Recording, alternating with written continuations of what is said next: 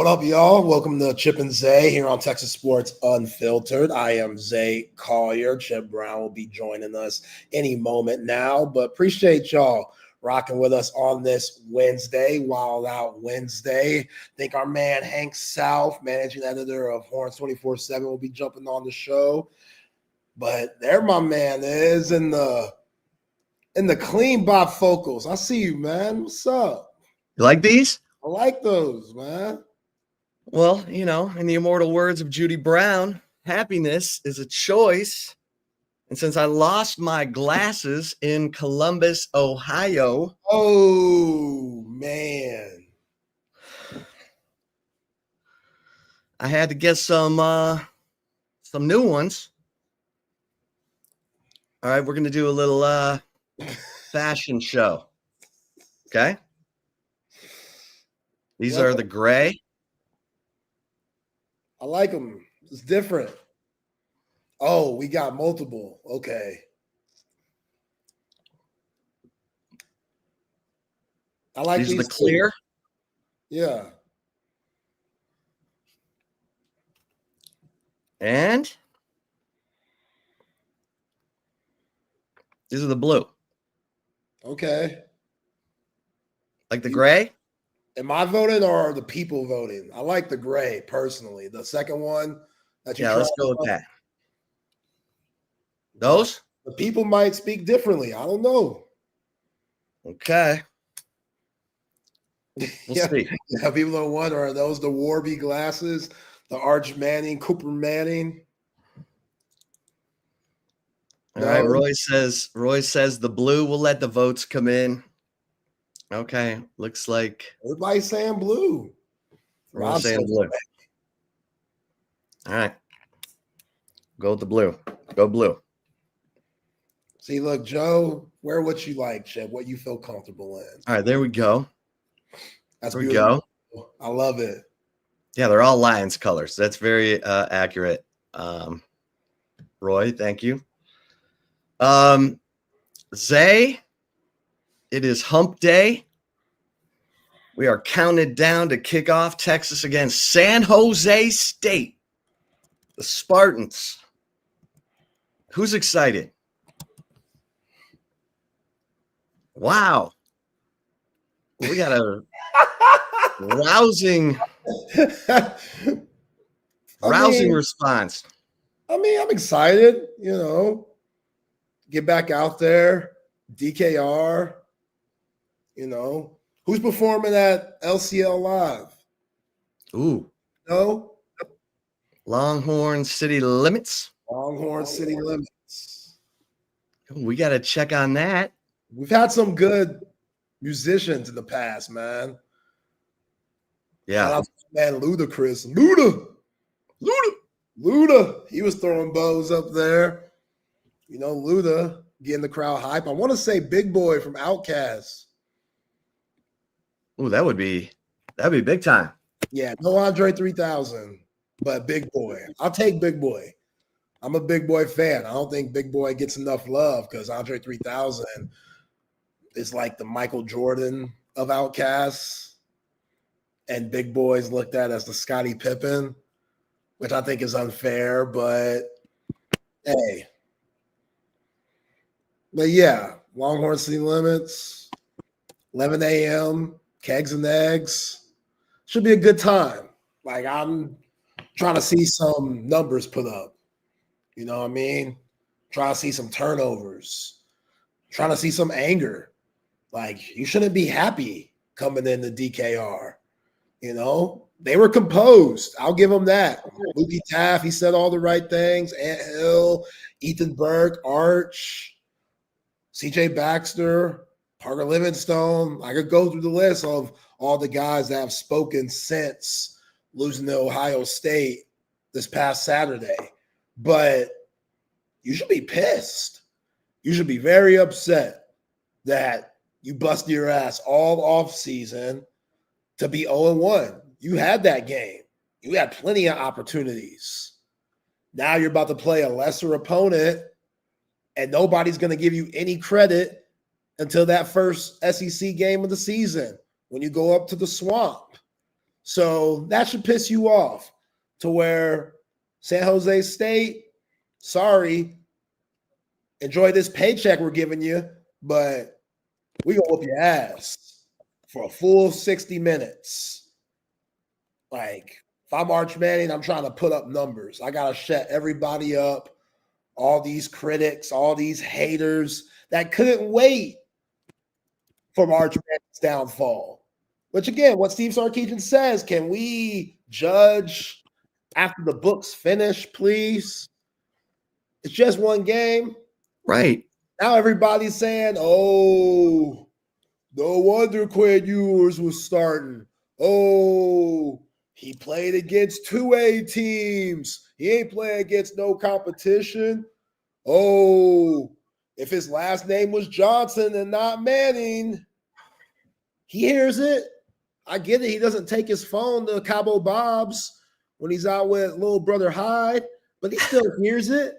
He still hears all the chatter. Time to light him up.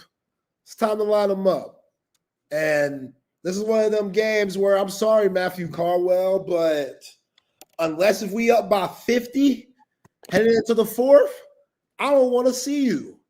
I'm one of those ones that, you know, when it comes to conserving energy and not allowing guys to get injured, take them out when you got the game wrapped up. But this week, I'm feeling petty. I'm feeling like you got to run up the score. Just to get some confidence, man. There ain't nothing like a 6-touchdown game total, maybe 2 on the ground, 4 in the air if you're Arch Manning, to get your swagger back a little bit.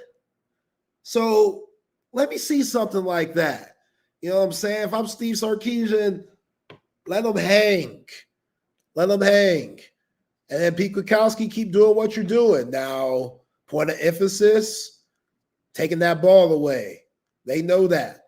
They know the game would have been different if Julian Sain put Ohio State in harm's way. He didn't. You got to salute Julian Sain. You got to salute Brian Hartline. You got to salute Ryan Day for coming up with a playbook that was conservative enough to get the win with how their defense looked.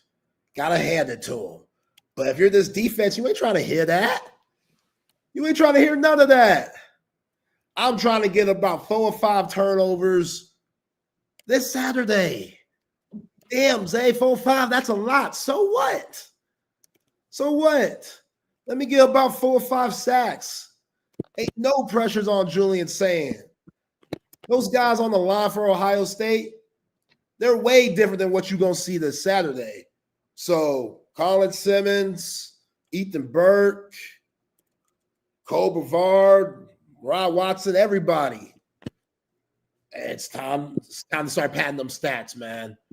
Time to start padding them stats. This is one of those games. You got to let the whole nation know, yo, is Texas a fraud? Hell no, we ain't no fraud.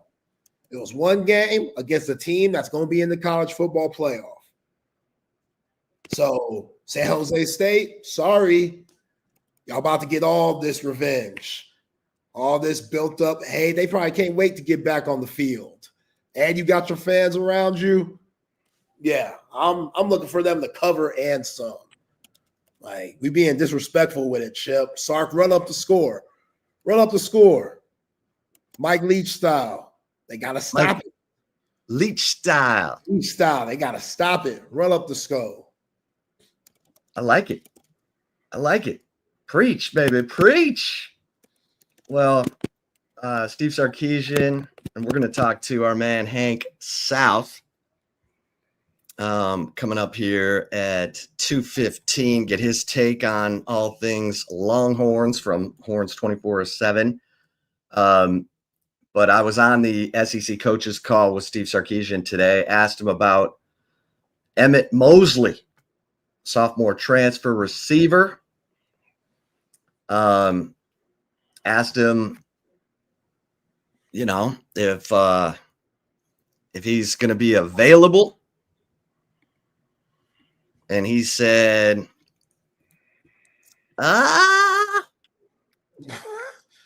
he said he's getting closer.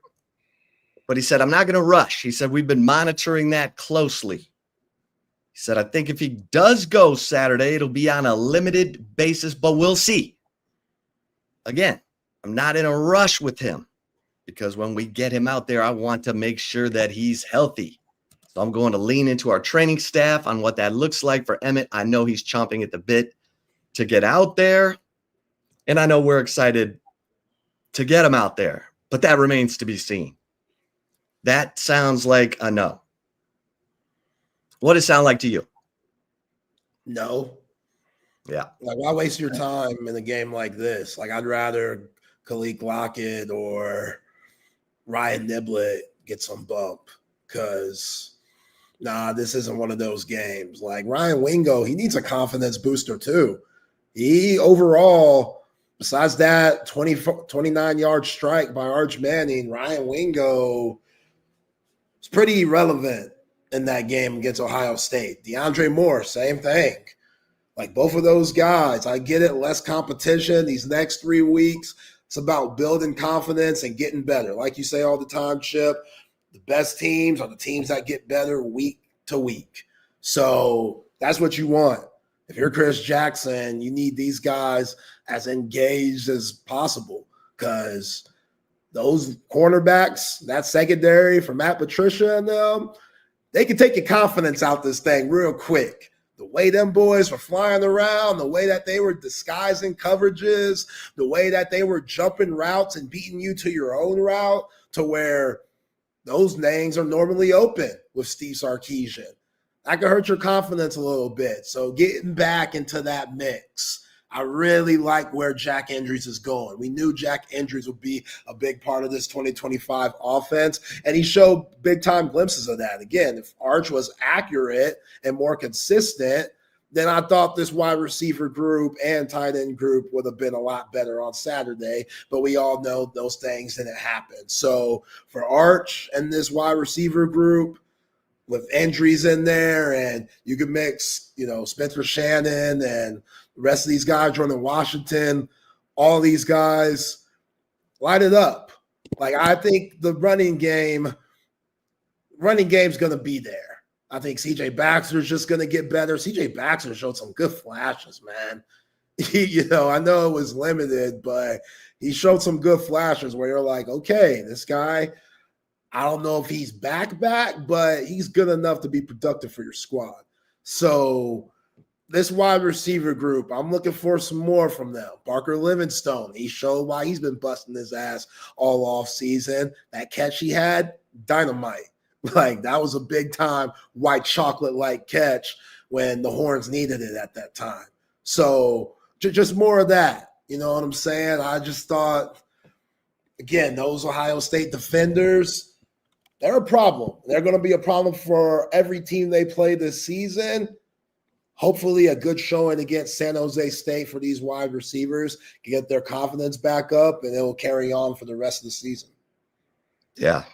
No, I'm with you. I'm with you on that. So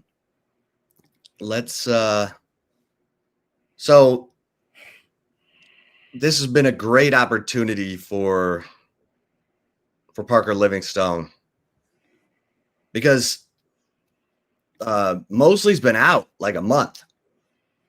You remember he got hurt before the first scrimmage. So, this has been a great opportunity for Parker Livingstone and Dalen McCutcheon. So I agree. I think you get those guys out there in this game, let them show you what they got. I mean, Livingstone, Dalen McCutcheon too. Yeah, throw him out there. Yeah. And then, see what these other cats got, and then rock and roll, Yeah, hell yeah. Gotta deepen up that receiving core. Yeah, because I'm not buying. A lot of these Texas fans are wilding out here, and I want to ask Hank about it when we get them on. But a lot of these Texas fans are, why didn't we go get a receiver in the transfer portal? It looks like Texas has lost speed. And I was like, no, I don't think that's the case. Can we give Matt Patricia and Ohio State some freaking credit? Can we give Igbinosun and my man Jermaine Matthews Jr. All right. Enough of that. Let's get Hank South in here, managing editor, MVP, Horns 24/7. Hank, how you doing? I'm good. How are y'all? We are doing great. I can only take so much praise for Matt Patricia, who looked like a real coach on Saturday after burying my Lions as the head coach for 2 seasons, 2.5 highly forgettable seasons. Hank, give us your top takeaways from all the Ohio State game, and we'll start there. Yeah. Right after the game, I did kind of a what went right, what went wrong from my point of view. And, I think there's a lot of positive takeaways for the game. I know it's all been talked about for the last few days nonstop, but, I still can't get over that defensive performance. I think anybody concerned coming out of that game, you have to be pretty encouraged about that, if not very encouraged. The fact that they only let Ohio State cross the 50-yard line twice.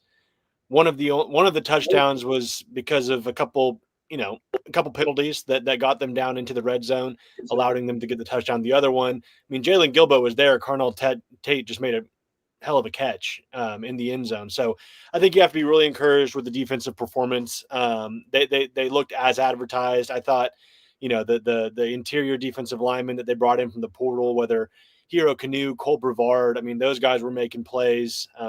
Travis Shaw was in there. Murad Watson, maybe not as great as the other ones, but was in there playing. The secondary, Grayson Littleton. I mean, for a true freshman, for them to put him out there with Jeremiah Smith and him go stride for stride with that guy, I mean, talk about, a welcome to college football for him. So I think that's got to be really encouraging. Defensively, the punting, I mean, my gosh, Jack Bowmeister, I mean, everyone should just go to Australia. I mean, they didn't have to go to Australia for him, but everyone should go find themselves an Aussie punter. I mean, it's never really been bad for anybody. But I thought, he was able to flip the field and really give him an advantage with that and show off his leg. And then the run game, I thought that was encouraging. Obviously, say what you want about the offense. They couldn't really get in rhythm at times. Arch was struggling, but, Trey Wisner was averaging over 5 yards a carry in the second half. CJ Baxter being out there at full speed was really encouraging to see. So I thought that was good to see. The offensive line, I thought they held up really well against Ohio State for a new group, going out there as 4 new starters. So overall, that was encouraging. Those are my biggest positive takeaways. Negative takeaways, obviously, you start with the quarterback play. Arch struggled. I don't need to remind everybody. But again, I think a lot of that is just going back to the fundamentals, watching the tape. Obviously, I think there were some jitters there. You can't blame them. You're on the road at Ohio State. Ohio State has Caleb Downs, Sonny Styles, those guys in the defense that they're throwing everything at them. So they're certainly, you can go and watch the tape. Hindsight's 20/20. You see guys that are wide open and he decides to go somewhere else with the ball. You're thinking, what's he thinking? But at the same time, you're not having guys coming at you. At the same time, I thought, he had time to throw. It was just it didn't seem, it seemed like he was almost, what was the Sam Darnold thing? Seeing ghosts almost, not exactly that, but, he was kind of rushing more than maybe he had to, not setting his feet. That throw to Wingo on 3rd and 5. And I know he talked about how he was looking back and how they have the timing kind of set up, and where he was looking messed up kind of his delivery. So all that stuff's fixable. And I think, these next 3 weeks against these 3 opponents, they're not going to be outmatched by any means. They're going to have a chance to, find a rhythm. I know Mosley's still limited. He's kind of coming along a little slower. I think he's going to make the offense more dynamic once he's able to go full speed. And then, I know you guys were talking about it right before I came on, but maybe getting, if they feel comfortable with him. I know Sark talked about Niblett and McCutcheon being the only guys he really thought about putting in behind the starters, because you just didn't think the younger guys were fully ready for that moment. So getting those guys coming along will be helpful. But, I thought in the second half we saw more of what this Texas offense could be.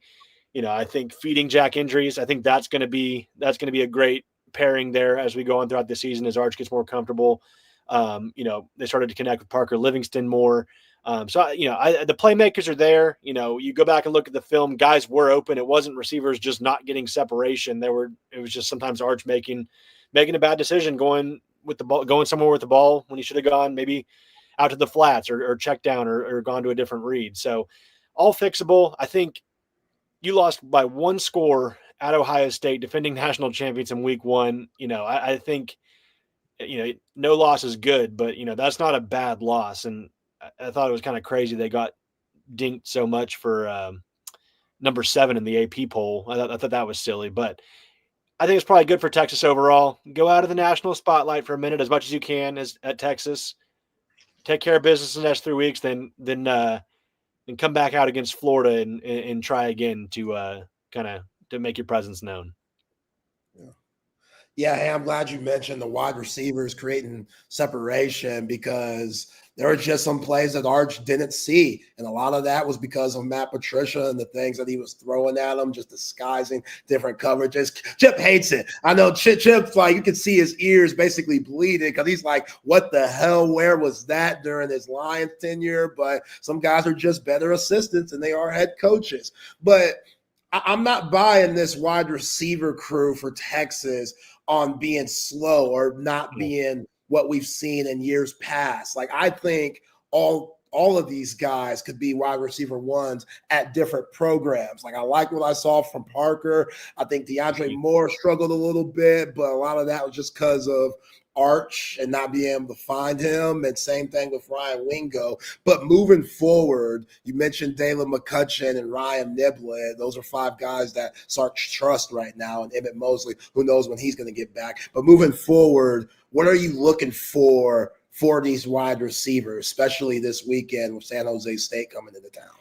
Yeah, I think they just have to, it's cliche, but take what the defense gives them. Immediately after the game, I'm thinking, like, were these guys just not, like, you think about that Wingo play when he's in double coverage and Arch leads him a little bit, but he was just, those guys were all over him, and it's like, what, is he not getting separation? What's up? Is nobody else open? But then you go back and watch the film on that same play. Spencer Shannon was in the flats on the opposite side, wide open, and there's several plays where if he just took a little bit longer, and he had time in a lot of instances, he could have gotten to another read or checked down or found somebody, not for the deep shot. I think take what the defense gives you. We know what DeAndre Moore is. I mean, he's proven himself plenty last year, and with Arch as well. You look back at the Mississippi State game when Arch started. That was one of DeAndre Moore's best games of the season. They were all over the place, connecting on deep shots or across the middle. So I'm not concerned. I don't think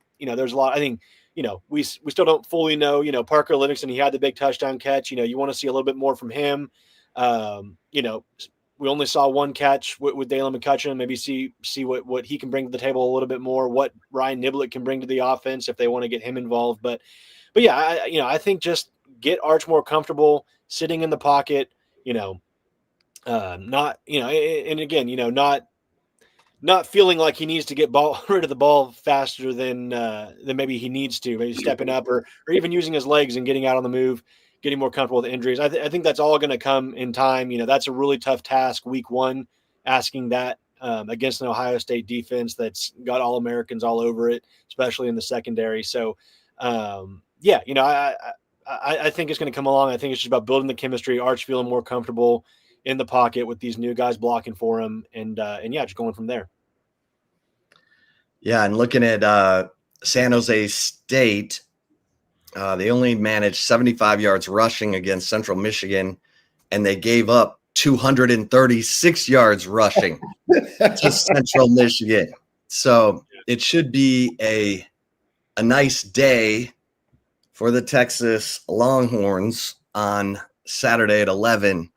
Hank, who, we expect to see a lot of players over these next 3 weeks against San Jose State, UTEP, and Sam Houston. Who are you most excited? You covered these guys in recruiting. Who are you most excited to see of the guys who did not play? Yeah, Saturday at Ohio State? That's a good question. I mean, we just talked about the receivers. You know, I'd like to see Khalil Lockett. You know, I think he's probably the one other freshman we thought maybe we would see early. So I think he'll be interesting to see. You know, maybe some of these younger, you know, we saw a little bit of Lance Jackson against Ohio State, but some of these younger defensive lineman edge guys, you know, we didn't, I don't think Justice Terry got a snap. You know, so maybe some of those guys, you know, assuming Texas gets into a position where, you know, they're going to pull the starters out in the second half. You know, you don't want another repeat of like Wyoming or something. The Wyoming team was pretty decent, but you know, assuming they get there at some point in the next 3 weeks with these teams they're facing, which they should, maybe some of these younger guys on the defensive line. You know, I'm still curious to see what they have in Cade Phillips. You know, we saw Grayson Littleton, but Cade Phillips was kind of your marquee defensive back signee, and Sark talked about him through fall camp as a guy he's really liking back there. So to see him, and I think everybody wants to see Jonah Williams. You know, I know that they were taking him slow, dating back to his baseball hamstring injury. So, you know, you don't want to rush him or anything, but people want to see your number one ranked recruit you signed, you know, sooner rather than later. So, you know, maybe they can get him involved in some capacity. But yeah, you know, some of those guys, maybe on special teams, I don't know. You know, I was still, you know, I was talking to a friend about this. I was confused about the kick return situation. I understand Wisner, but CJ Baxter back on kick return, I didn't, and I'm not the coach. I don't make millions of dollars, but I didn't get that for whatever reason it was. Maybe it was a trust thing. But yeah, I thought that was interesting. So maybe, I don't know, if a younger guy, you know, they want to use back on kick, you know, it's obviously a position that, you know, you have to have trust from the coaching staff. But yeah. Ryan Niblett, I was fine with him on punt returns right up until he didn't field that last punt, but I guess the sun was in his eyes. I want to see Ryan Niblett, you know, on kick returns because he's one of the fastest guys on the team, right? Yeah. And not just that, like, CJ Baxter couldn't be a competent, like, return man, but like this guy's coming back from a major knee injury 1 year ago. Like, let's limit his interaction or limit the opportunities where maybe he could get dinged up again. Not even playing running back. So yeah, no, I mean, Niblett, and I wrote about this today, is like, you know, the punt returns, it was Ohio State punted 6 times. He fair caught 1, returned 1 for 3 yards, and the rest, you know, either went out of bounds or, you know, he just let bounce. And it was just like, you know, you can credit him for, you know, he didn't mess up. He didn't turn the ball over, drop a punt, or, you know, put them in bad situations. But, you know, you got this defense that's just bearing down on Ohio State, making life terrible for them. You know, you would like to think you can get a punt return that then rewards their efforts a little bit and gives the offense a little bit shorter of a field. So, yeah, I'm curious to see, you know, and I think Niblett can be that guy. Maybe it's just more about, you know, giving him the green light, and, you know, be a little bit more of a Silas Bolden, where like that dude was gunning to like take every punt back, you know, even if it was like crazy, like it should have been a fair catch, or like, you know, what is he doing fielding that? At least, you know, he was going 110% trying to get a touchdown or trying to get a big return. So I think that'll be something I'm really curious to see, you know, over the next few weeks, kind of how special teams, and because you got to imagine these teams are going to be punting a lot. So there's going to be more opportunities. Yeah. And they're going to try and block some. Taff almost had one in the Ohio State game. And if you're trying to block it, you're probably going to fair catch it.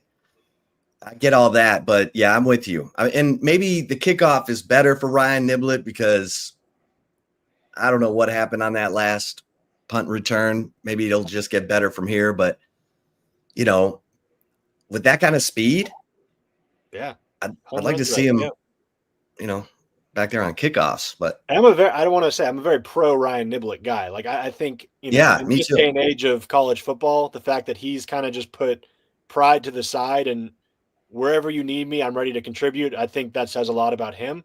So I'm ready to see him get some big plays. And they need speed out of the backfield. He could be the Keelan Robinson of this year's team. Go ahead, Zay. Hank, love your article, Horse 24/7, 3 things I think and 3 things I know, wrapping up Texas and Ohio State. You mentioned in there about Jared Gibson and having some packages for him and him not getting any playing time. I was a little shocked to see Jared Gibson not in the game at all. Like, I get Steve Sarkisian called CJ Baxter and Contravian Wisner 1A and 1B, but I thought, especially with what we saw early in 2024 of Jared Gibson, in 2025, he would get more responsibility. Obviously, that's not the case here in game one. How'd you feel about Jared Gibson in that situation, and what do you see from him and how he could be involved in this offense moving forward? Yeah, I think my biggest thing, and I wrote in the story, I don't want to fault them too much. The run game was clicking. Baxter and Wisner, those are your top two backs. You expect them to get the lion's share of the carries, but I think as Texas has talked, and the offensive linemen more, they've talked about wanting to establish a physical identity as an offensive line. They want to bully guys. They want to get the push. They want to get the leverage. I just think, and again, they didn't have a ton of opportunities. We're short yardage. With the QB sneak on 4th and goal from the 1. You can talk about that. They had the 4th and 3 where, they went the end zone shot to Livingston. I just thought in those situations, maybe you would see a guy like Jared Gibson whose nickname is Baby Rhino, potentially get some some opportunities there. And I think we'll see him over the next 3 weeks. I don't think they're just going to rely on Wisner and Baxter. I think we're going to see him get some more carries. I think we'll see Christian Clark. I think those guys had good fall camps. But yeah, I was a little surprised. I think there's a role for him, and depending on what they're, you don't want them to all get in their heads so much on goal line to where they're trying.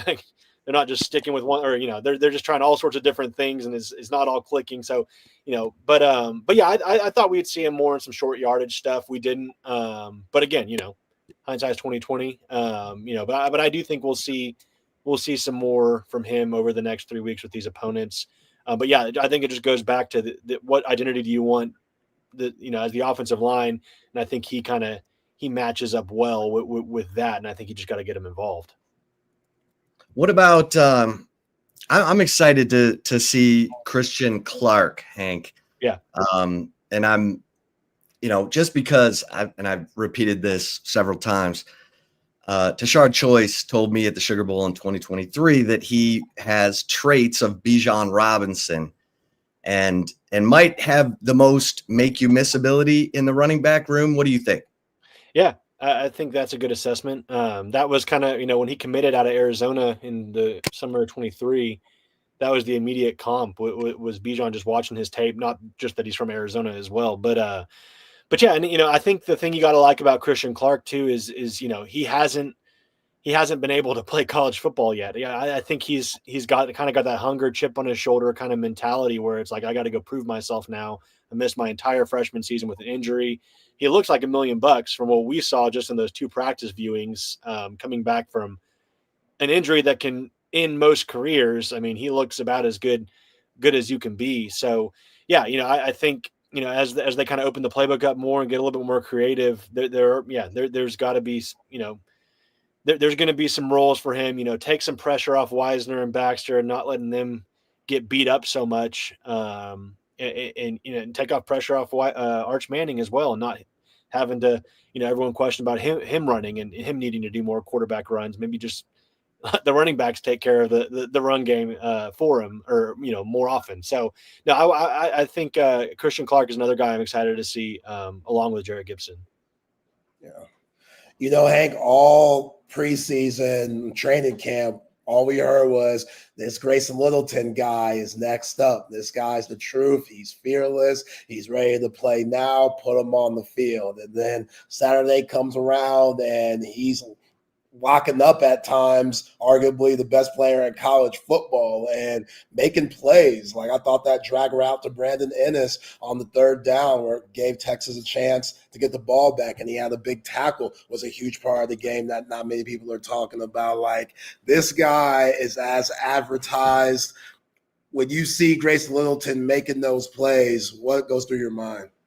Yeah, I mean, I would say surprised, but I mean, we've been talking, he's been the buzz of fall camp. I mean, day one, he was running first team nickel. And of course, Texas has like 70 different options at nickel. So it's like, he might start, but he's going to play. He might not start, going to play. But, I texted one source and there's like, this kid's a stud. That's like all they wanted to say about him. So, I was not surprised. I will say I was a little surprised the fact that like they put him on Jeremiah Smith. Like he was in the one play that like signature play he had in the game was where he was coming across, or Jeremiah Smith was running a little out and he was trying to come across to get to him and someone tripped. He went around the guy that tripped, then had the closing speed to get there by the time the ball got there to Smith and batted it down. So, that's, you got to feel really good about that. And considering like this defensive backs class, like the marquee signees were Jonah Williams and Cade Phillips. And then, you got Azalis Hicks, Caleb Chester, and then Grayson Littleton, who obviously was no slouch, but I don't think, this time last year when he flipped and signed with Texas, anybody was expecting this right out of the gate from him. And so that's got to be really encouraging in terms of, going forward down the line. You're going to, lose Michael Taft to the NFL. You're going to lose Manny Muhammad to the NFL. These guys are going to move out tonight. You got a young up and coming core of elite talent there. Yeah. Hank, when you look at the secondary, speaking of Grayson Littleton, I'm excited to see Cade Phillips for sure. And, talk about how big that was for him to flip from LSU to Texas. He was a signing day flip, right? Yeah, I think it was a couple days before, but it was crazy because, he committed to Texas early and then he flipped to LSU right before his senior season starts, and then had the change of heart and flip back and sign with Texas. So no, it's huge. I mean, we've talked all about the physical traits. He's got the wingspan, he's got the length, he's got the physical. He's exactly what Texas recruits at corner. Kind of with his length and just playmaking ability. But I think we're one game in, so obviously we didn't see him against Ohio State, but I think he'll make his presence felt. When he does get opportunities here in the next few weeks, you gotta assume he's going to get some. But yeah, Sark, he was on the short list of. The cornerback list for Texas isn't short, but he was on the list of guys Sark talked about. Potential impact guys at corner. He was right there, and he's talked about how he feels he has 16, 17 starter types on his defense. So I don't think Cade Phillips is probably too far off from that in terms of the impact he can make. Yeah. Hank, I'm sure with your days working and covering Alabama, you've been hearing a lot from guys that about what's going on in Tuscaloosa right now with the Crimson Tide going down bad against Florida State, and Kalen DeBoer's seat couldn't be any hotter right now. Your thoughts on that situation? Yeah, I think the stat's wild that they've lost. He's 5-5 in the last 10 games. Bama's lost 4 times to unranked opponents under DeBoer. Saban lost 4 times to unranked opponents. That's the most he's ever lost against unranked opponents in his time at Alabama. So someone was like, does anyone think, they can reel off 230 straight wins to never lose to another unranked opponent to match that record? But no, it's wild. It's just, I don't know what exactly the issue is. If it's just a culture mentality thing. I think Kalen DeBoer is obviously a great coach. They're obviously talented. They were a more talented team than Florida State. I don't know if it was the rain. I don't know if that messed with them. Ryan Williams looked anything but interested in football. He was in the very un-Ryan Williams like. It just didn't seem like, he got the concussion late in the game, but he had 3 drops. And just it was weird. Their best receiver was the Washington transfer, Jeremy Bernard, who was making plays all over the field. Caden Proctor. I know everyone on the Bama side is thinking he's too big, he's too fat now, he's too slow, he's not playing or not doing what he needs to do.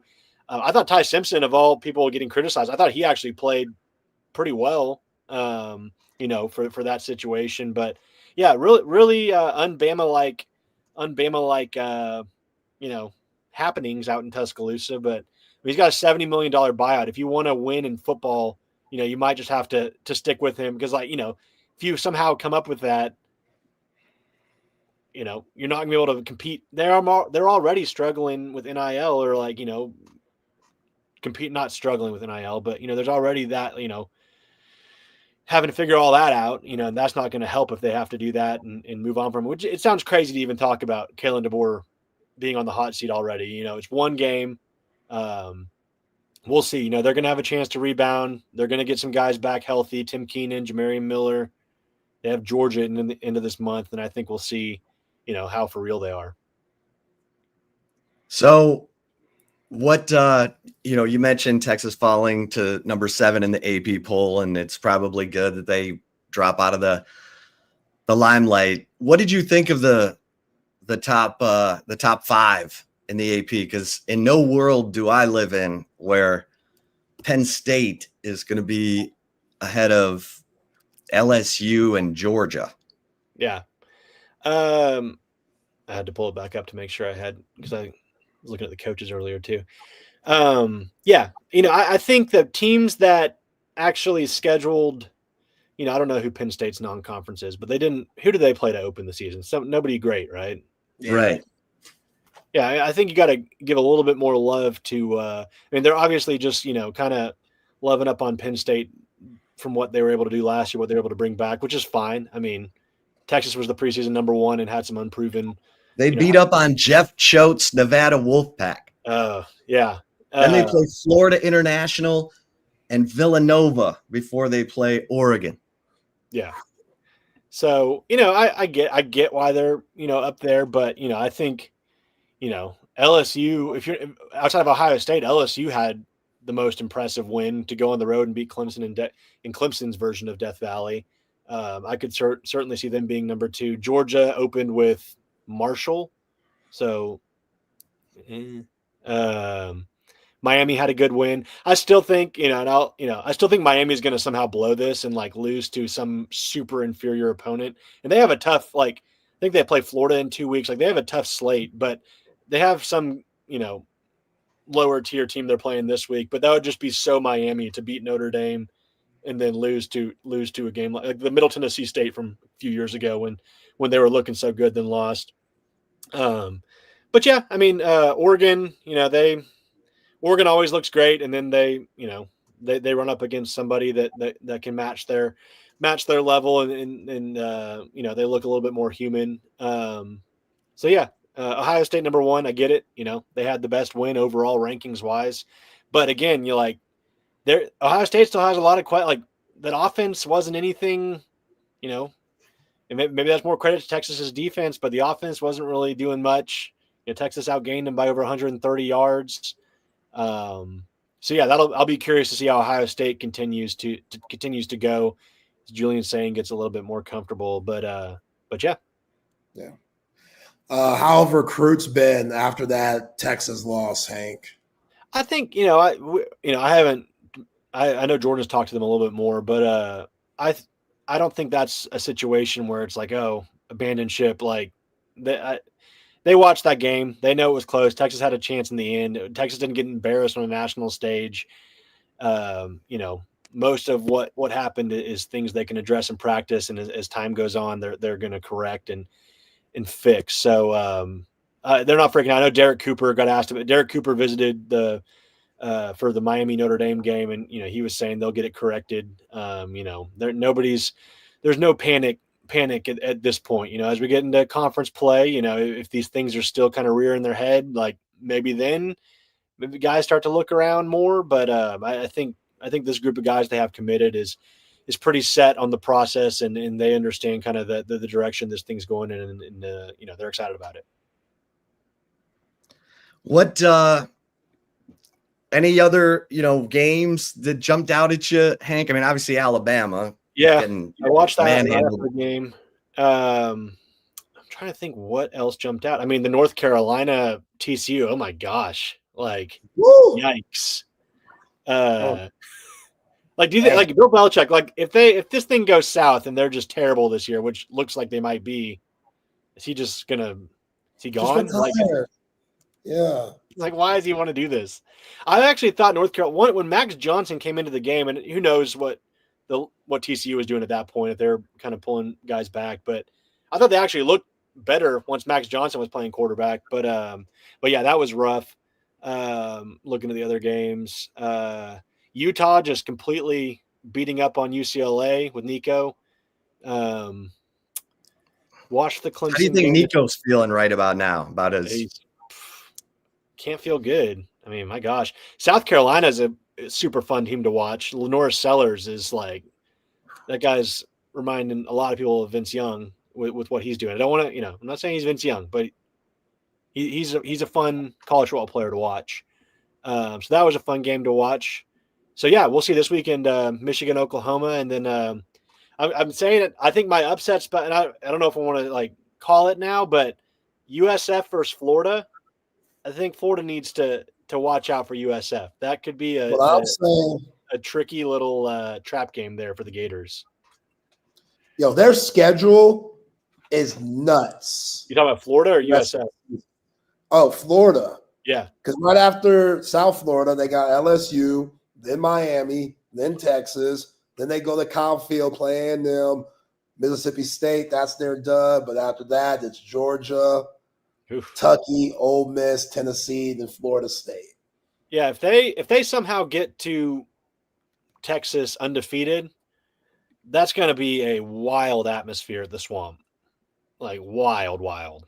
So that'll be a good test for Texas, assuming they're 3-1 when they get there. What I know that the slate isn't great. We got Iowa State, we got Illinois at Duke, Baylor at SMU. I mean, that's a huge game. Oklahoma State at Oregon, Ole Miss, Kentucky, Kansas, Mizzou, Texas State, UTSA. Kansas, Michigan, rivalry. Oh yeah, Michigan at Oklahoma. Hank, what do you see happening in that one? I truly don't know, because it's not like Oklahoma played. I was watching a little bit of their game. They played Illinois State, and it's like they did what they needed to do, but they didn't blow them away. Like, so, Mateer seems like the guy. So, I think the fact that it's in Norman, I think is probably going to give Oklahoma the edge there.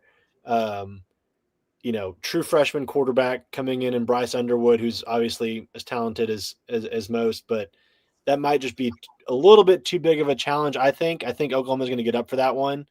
But we'll see.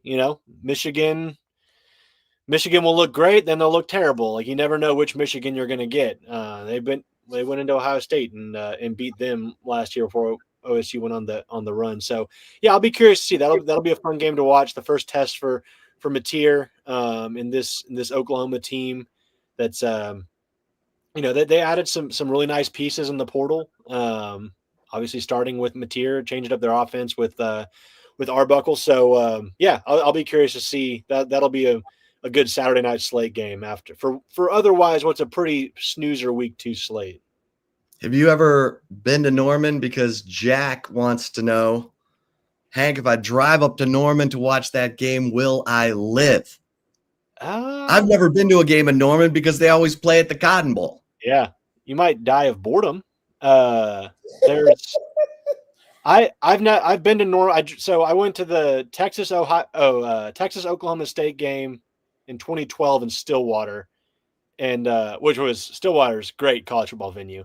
But we drove to Norman on the way back to just to see, because like as Texas fans, like you've never been there, so it's like because it's always in Dallas. So we drove by the stadium.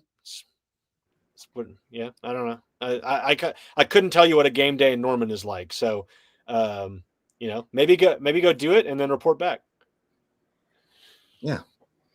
Zay, you got one more? Hank, anything you're looking forward to with the NFL coming up week 1 this week? Yeah, I mean, NFL Red Zone, I'm going to lock in on Sunday. Got my fantasy team drafted last week, so feeling good about that? I didn't love. I got the typical F, and that's almost like I got an F last year and won my league. So I don't think draft grading is you win the leagues on waiver wires. That's what I always say. And so I picked up Bucky Irving on the waivers last year. Ended up being one of my best players. I took a chance on a young Brock Bowers, best tight end in the league now. So I got Ashton Genty with my first pick. I feel pretty good about that. But I took a couple of Texas guys. I took Matthew Golden, Gunnar Helm. I think Helm's gonna emerge as the go-to tight end in Tennessee eventually. Got Burrow. Burrow's my guy in fantasy. So yeah, we'll see. We'll see how it goes. I'm projected to lose by like 15 points this week, but That's good. That's a good thing. Yeah, I like it. Underdog. Underdog, baby. Underdog. Okay. Last thing from me, Hank. Bryce Underwood. What did you think of him coming out of high school? I am not going to lie. I didn't watch a lot of Bryce Underwood because he had committed. That was like an LSU Michigan thing. But, everything I heard about him was he was. I think he went wire to wire let me look at his profile, as the number one recruit in the country. But he never, if I remember it correctly, I don't think he ever really did camps. And I could be wrong about that. So I never really saw him on any of the circuits, on any of the Under Armour or anything, any of those regionals. But 6'3.5", 205, big kid. It's funny. I'm looking at his profile from high school. His comp is Vince Young from Andrew Ivins, which I thought that's pretty funny. So if he can match that level of play, he'll be a stud. But that was a guy Michigan had to get, I think probably to save Schromore's slap job. Some heart paddles on that offense, right? Yeah, to get things kickstarted there after, you have McCarthy, who's even McCarthy wasn't like this insanely, I think he's going to be a good NFL quarterback, but it's not like he ever really wowed you.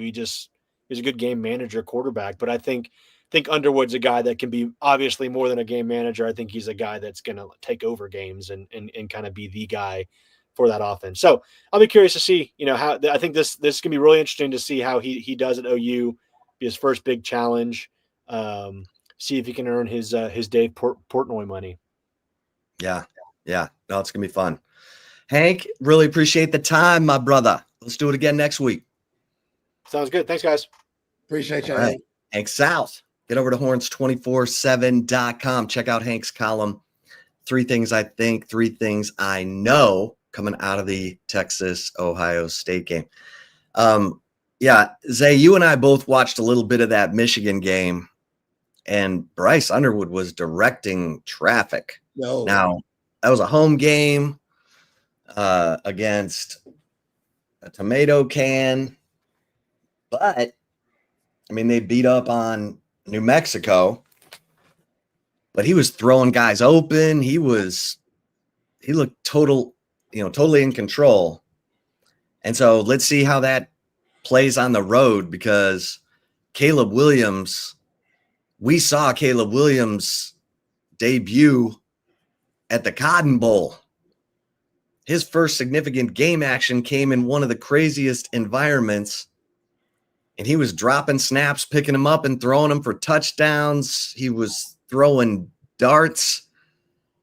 If this is the kind of guy Bryce Underwood is, then hold on to your bootstraps. You might give Oklahoma a little scare. We'll see. Yeah, one of the first things you notice about him is his physique. The dude's gigantic. The dude looks like he's a grown man already, not a kid. He looks like Jonah Williams. Kinda, yeah. Yeah. 6'3", thick. Yeah. The Vince Young comparison, I don't know if he has wheels like that. I thought he's more of a pocket passer. Again, I didn't watch him much in high school, but the things that I saw in that New Mexico game, he was running the show. He looked like he'd been there before. Now, New Mexico, they're not going to be playing for any national championships anytime soon. But still, for your first go-around in that type of environment at a school that's expected to win, he looked as comfortable as you could in your first action. So now going into Norman, where it's going to be rocking at that stadium, and it's just you against the world, your team against the world, against a pretty stingy defense. We'll see how it goes. It's going to be a good one, man. Both teams, they're going to be tested, and I think we're going to see what John Mateer's like. All the hype that he's gotten, can he prove it on a level that he hasn't played before? Like, call it what you want. He tore it up at Washington State last year. They played a G5 schedule. So now being in the SEC, playing teams like Michigan, playing defenses like that with 4- and 5-star guys that are going to be flying around that ball. Can you step up your game, John Mateer? Can you prove to everybody that you're worth the hype? We'll see on Saturday. Yeah, Bryce Underwood was the third highest rated offensive player for Michigan against New Mexico. I don't know how much running he did, but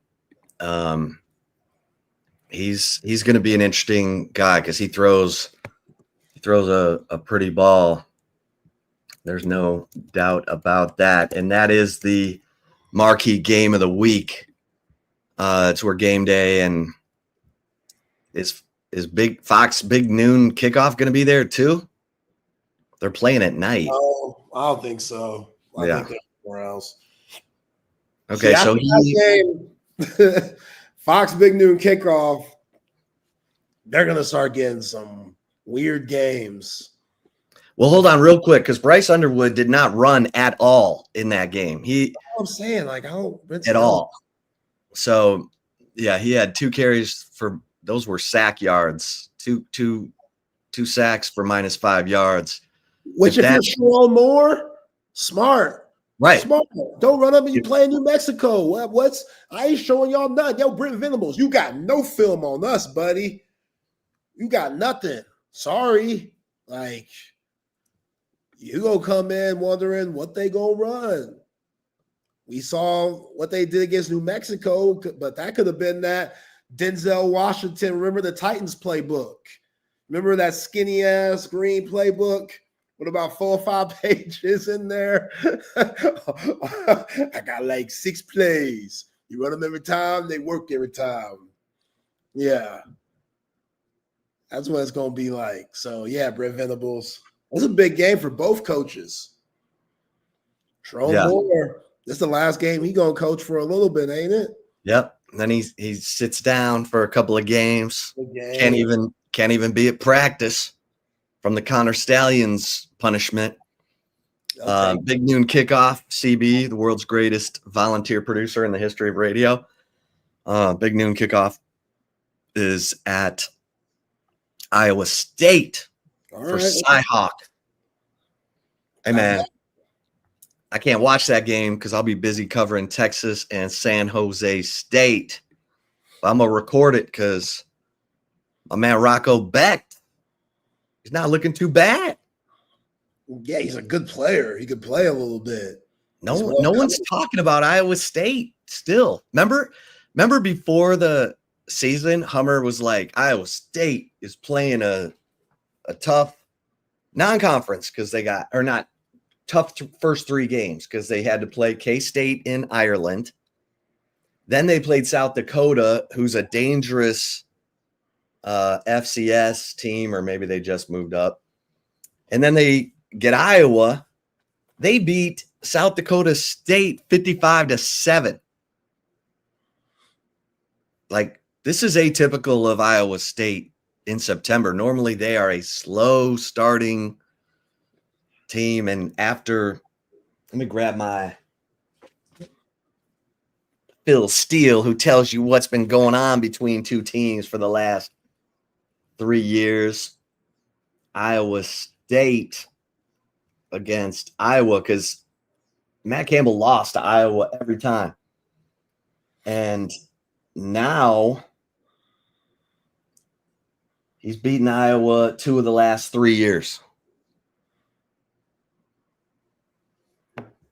So we'll see. Because Iowa's supposed to be pretty good themselves. They got Mark Gronowski, not Gronkowski, Gronowski. They like him. You like him? No, I don't. They like him. They like him. They like him. Yeah. He's supposed to be one of the better quarterbacks that they've had in some time. Yeah. So, yeah, it's funny. Last week was a hate watch for Michigan and Oklahoma because they were watching Ohio State, Texas. Now it's reverse. Now it's a hate watch for Texas and Ohio State fans. Ohio State fans going for Oklahoma, Texas fans going for Michigan. Last week it was the same thing, the opposite. But yeah.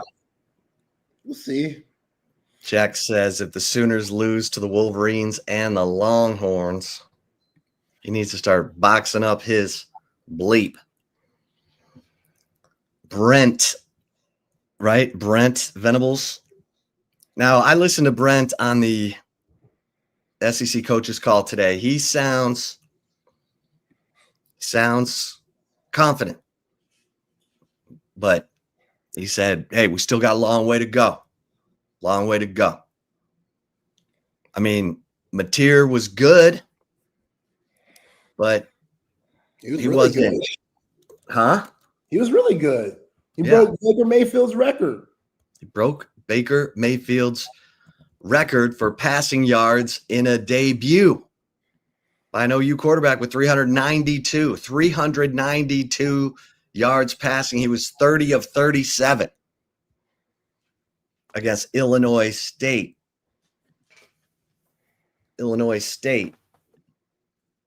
I couldn't tell you. Those boys were Illinois State literally had 34 yards passing total in that game. Yeah, that's terrible. That shows you who they were playing this past. That's embarrassing. Good grief. I was trying to find Illinois State real quick, see what they did, but it's not even worth it. Yeah, it's going to be fun, man. That might not even be in Phil Steele. That's how sorry they are. Illinois State? Yeah. Like Phil said, nah, I just wasted our time putting them in there. The Redbirds, baby. The Redbirds last year, I was just trying to see what they were all about last year, because sometimes, like Northern Illinois snuck up on Notre Dame. Yeah, I mean, Illinois State, they were 9-4. All right. Anyway, OU, Michigan, here we go. Let's go. Underrated game. Mike Gundy, Oklahoma State, Oregon. Yeah, man. Both of those guys chirping at each other. Dan Lanning, Mike Gundy. Oh, Gundy he'll talk mess with anybody. Yeah, I like it. That tells you what'd you hear? So Mike Gundy talked about Oregon's roster and how they've spent $40 million these last few years. And Mike Gundy says they've only spent $7 million over the last 3 years. So I don't know how many years he said for Oregon about that $40 million, but he did mention $40 million, and that's how much Oregon spent. And Dan Lanning responded by saying, we spend to win. Some people save to have an excuse. So, yeah, a little spicy there. Yeah, Gundy is classic, man. Okay, here are the quotes now. Oregon is paying a lot of money for their team.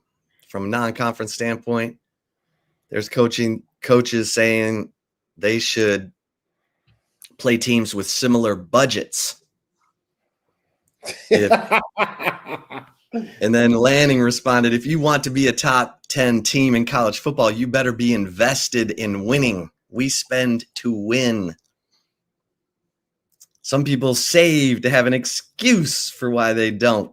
I can't speak on their situation. I have no idea what they got in their pockets over there. Oh, that's good stuff, man. Good stuff, Dan. That's good stuff, man. Yeah, I got my spice too, Mike. That's what Dan's saying. Like Nobody feels sorry for you. You could have left multiple times, Mike. You chose to stay in Stillwater. You didn't have to be there. You could have been the different programs who were bringing in more bank, where the Brinks trucks were lining up a little bit more frequent than they are in Stillwater. You had those opportunities, and you chose not to. So let's not hate on the ones that are taking advantage of those opportunities, like Dan Lanning. Like, it's weak, Mike. That's weak. But, hey, he's proud of his Oklahoma State Cowboys. I can't knock him there. But the way that he's out here talking and stuff, no one feels sorry for you, Mike. Mike tried to get the Texas job. Yeah. And it didn't go well. Nope. Oregon is a 29.5-point favorite. Damn. Man, yeah. I'm after what he said, we're covering. If I'm Dan Lanning, we're going to make sure we cover that because he's going to choose next time he mentions us. Let's wear them out. Oklahoma State played Texas for the Big 12 title in 2023 and then went 3-9. Now no one knows what to do with Oklahoma State. And Gundy seemed like all he ever did was win 10 games. He was the most consistent. He's the longest tenured coach in the Big 12. And he also is the best quotes, as we know. Yeah. Because he'll stir it up with anybody. Oh, man, my man Boone Pickens rolling over in his grave right now on what's going on. There is no doubt. he turned that coffin rocking like hell right now. Let me out of here. Let me out of here. What the hell is Let me out of here. What's going on? It goes to Boone Pickens. He's probably losing his mind. Oh, yeah. I'm sure he'd be haunting Mike Gundy. Gundy probably doesn't tell us because people look at him like he's insane. I'm sure those dreams are dark. I'm sure those dreams aren't fun at all because I know he see Boone. I know Boone be coming back to talk to him and stuff. I believe in those sort of things. Karma's a mother. I'm sure when after he takes his melatonin, before he wakes up bright and early to go to the facilities at Oklahoma State, I'm sure Boone Pickens be in them dreams like, yo, I've always couldn't stand your ass. If I was alive, you'd been gone a long time ago. Just saying stuff to get in Mike's head. I think Gundy was 2-14 against OU when Boone died. And then he beat OU in 21 and he beat OU in 23, and now they don't play each other anymore. Yeah. Crazy. Yeah. Like all Boone wanted was for him to beat OU and win a Big 12 championship. Got close. We got close. 2011 was their all they had to do was win that Friday night game at Iowa State, and they were playing for the national championship. Man. So close. Yeah. You got your Amon-Ra St. Brown Honey Nut Cheerios yet? Ooh. Gotta get those, man. They all over the place. They're at the HEB? Oh, yeah. Or are they only in Detroit? No, they're at HEB. You get them. All those wide receivers got their own cereal. Justin Jefferson, Jamar Chase. Those guys. So if I go to HEB tonight after the show, you could get Amon-Ra St. Brown Honey Nut Cheerios with him doing. It's not CeeDee Lamb on the cover down here? No. I don't think CeeDee Lamb's a part of that. What is it, General Mills? I don't think he's a part of that deal. Okay. Yeah, man. I'll be headed to HEB after the show. There we go. Yeah, just put it up somewhere behind you in your little man cave, like Wheaties. Right. Let's talk a little. Let's talk a little NFL. Cool. What you're not a fan of any team. Nope. So what game or games are you most excited for this weekend, since you are not a Cowboys fan, you are not a Texans fan, you are just a sports fan, football fan? Because Dallas and Philly are playing tomorrow night at Philly. Eagles favored on that by 8.5.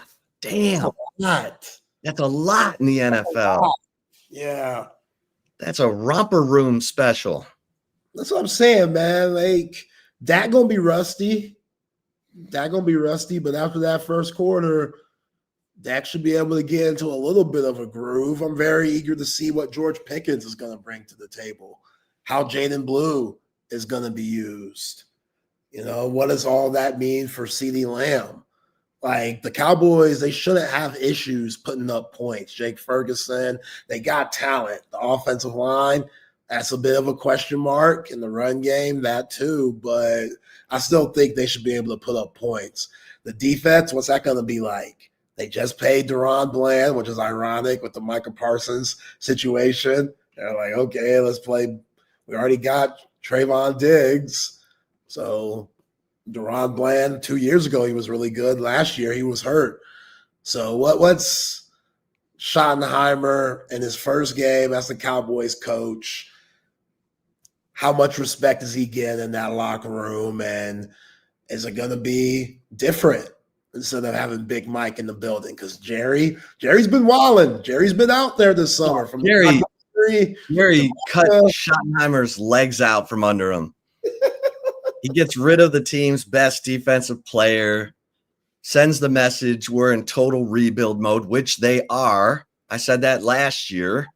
They're in rebuild mode, so don't keep a restless star veteran around who doesn't want to be in rebuild mode. Go get some draft picks for that guy. But here's Brian Schottenheimer. He has been a coordinator for every team in the league, it seems. He finally gets his head coaching job. It's with the Dallas Cowboys of all teams. And hey, no Micah Parsons for you.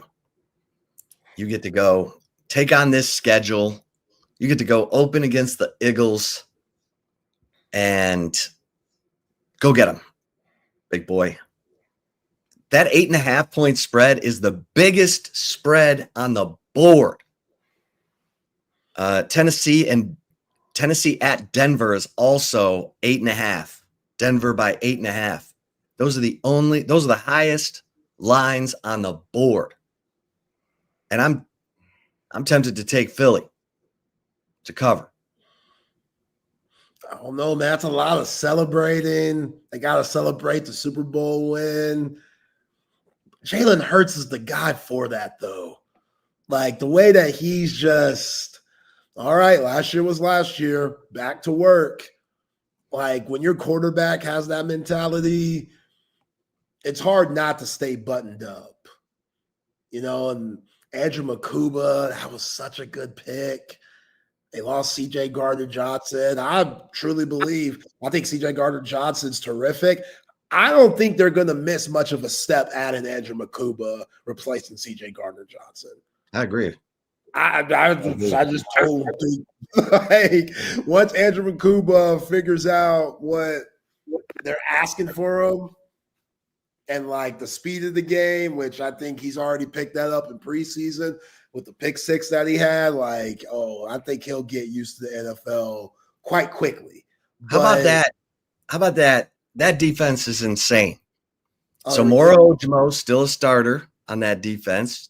Got Jordan Davis and Jalen Carter, the two Georgia monster defensive linemen.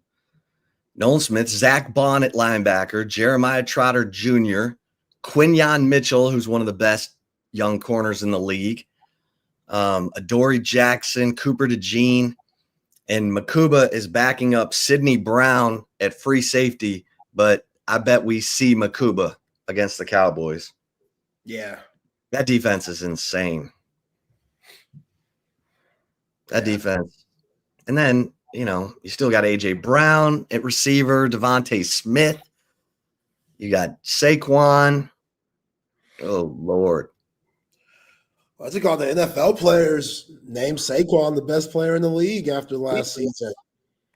When they did the top 100, Saquon Barkley came in at number 1, which he's not my number 1, but he had a number 1 season. He did. He one of the best players in the NFL and winning the Super Bowl. So it's hard to really hate on his peers voting them that way. But yeah, can Saquon do it again? Like, when will Father's Time catch up with Saquon? For all the injuries that he had and stuff, we know about the 27 rule. Once you hit that age as a running back, decline there. It's statistically shown that that's there. That's a thing. When is that going to happen with Saquon? Luckily enough, when you have all those weapons around you, they don't need the volume from Saquon that he might have if he were to stay in New York.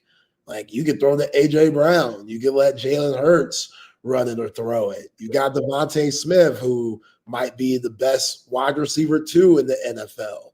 So Saquon doesn't have to have 30 touches a game for the Philadelphia Eagles to be successful. And I think they're going to monitor his carries and reps this season so he could be ready come December and January.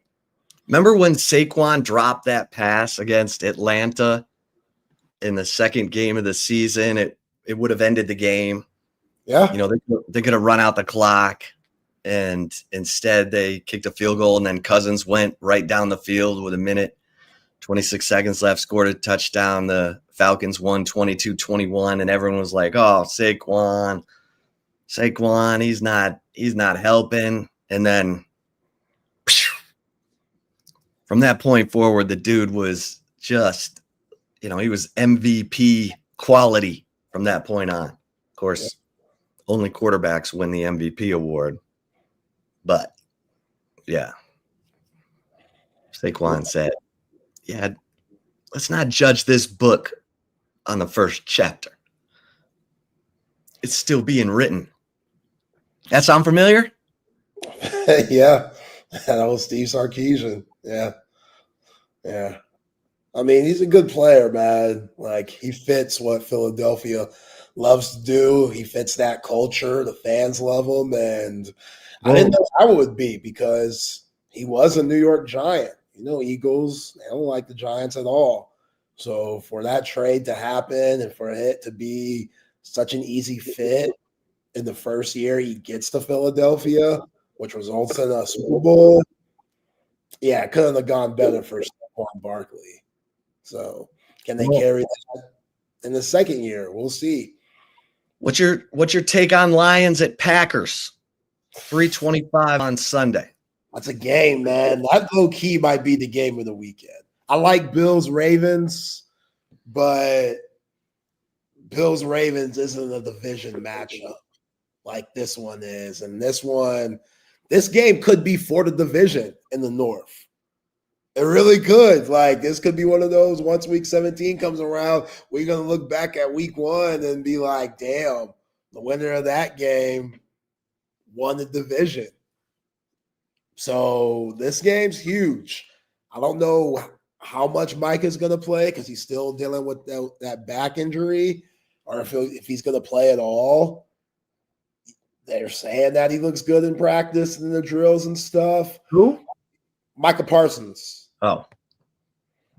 So obviously him being a factor, and him versus Penei Sewell. Like, Penei Sewell is probably like, crap, I got to deal with this for the next 5 to 6 years. Like, all right, that's a little different. So that's a great matchup, man. Micah Parsons versus Penei Sewell. That's a movie type matchup right there. But yeah, your Lions, just hard to go against them with Dan Campbell and what he's done. And Amon-Ra, that offense. Now you're getting back all those defensive guys.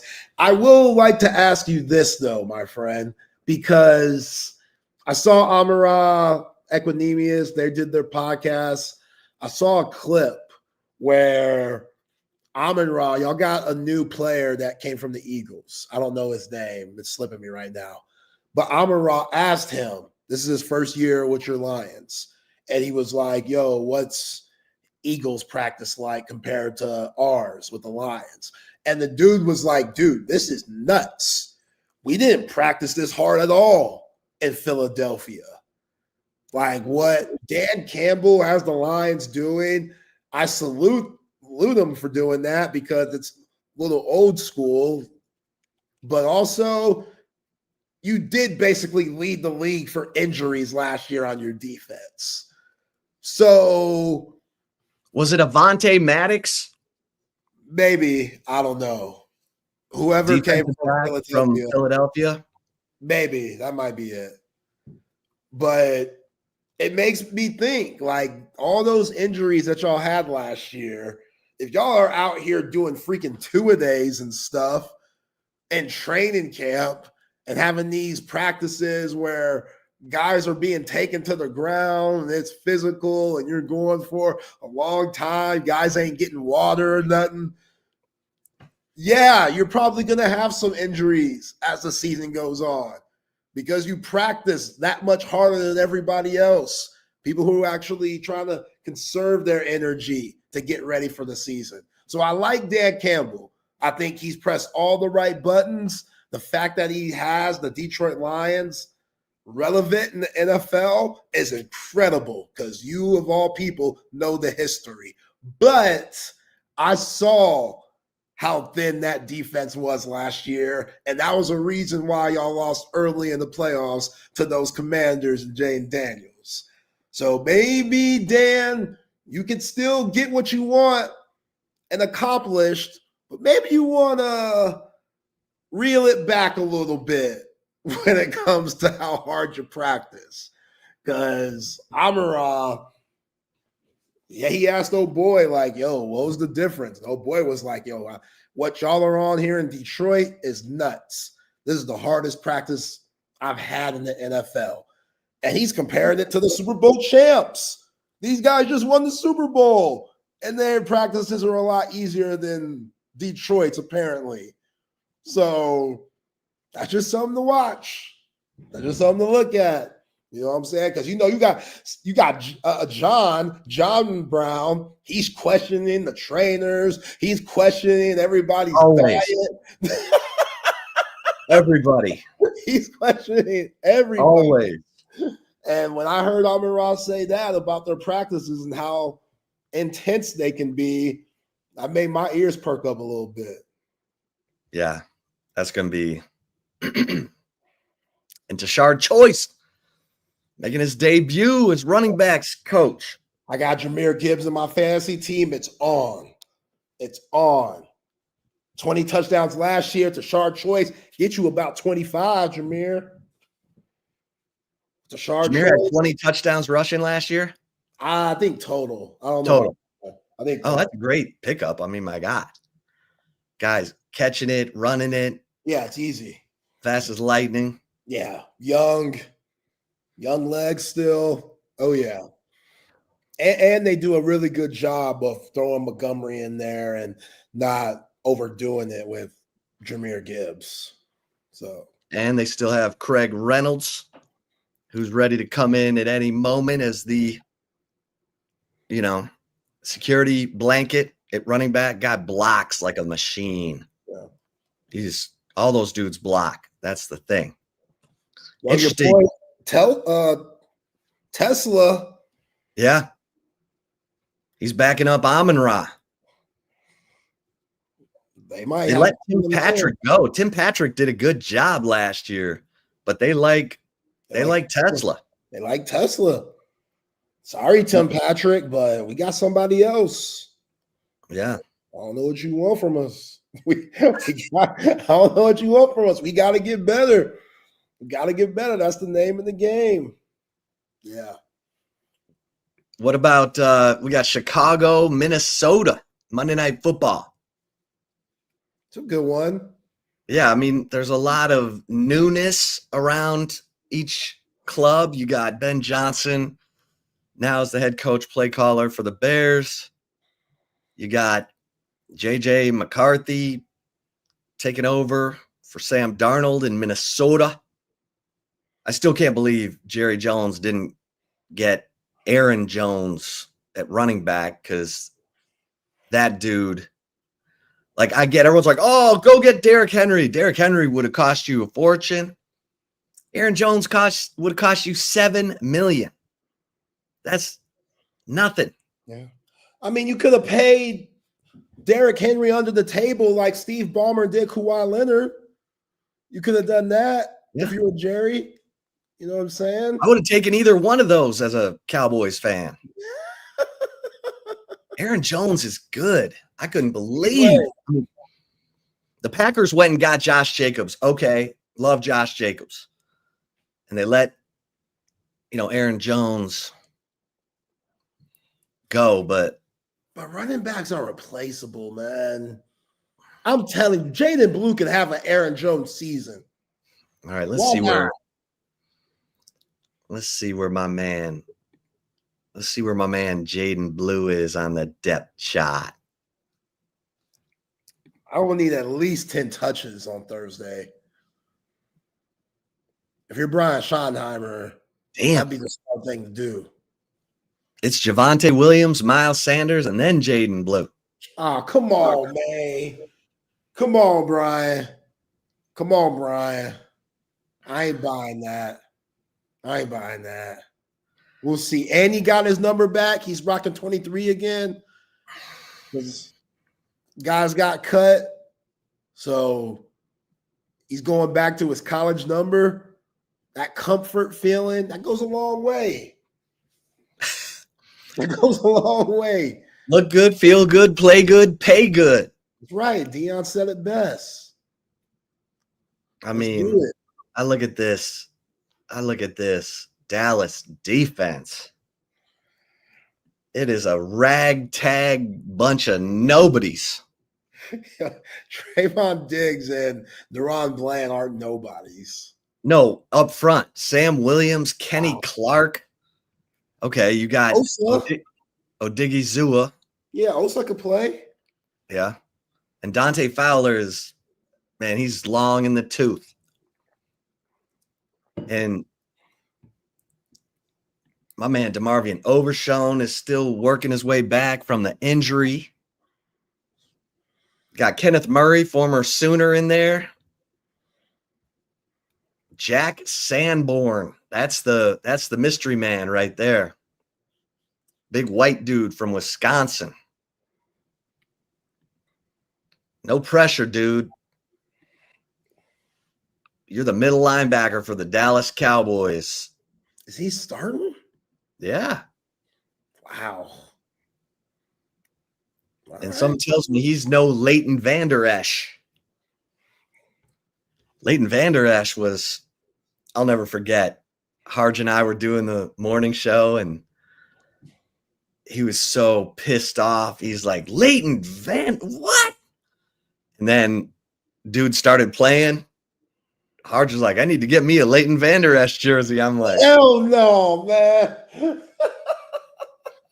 We went to the Cowboys game where Gil Brandt got inducted into the Ring of Honor, and we were on the sideline, and I said, Harge, here, go stand next to Vander Esch, and took a picture of him. Like, Vander Esch's back was to us, but it was funny. I don't think Jack Sanborn is Leighton Vander Esch. We'll see. Hope his neck's stronger than Leighton Vander Esch.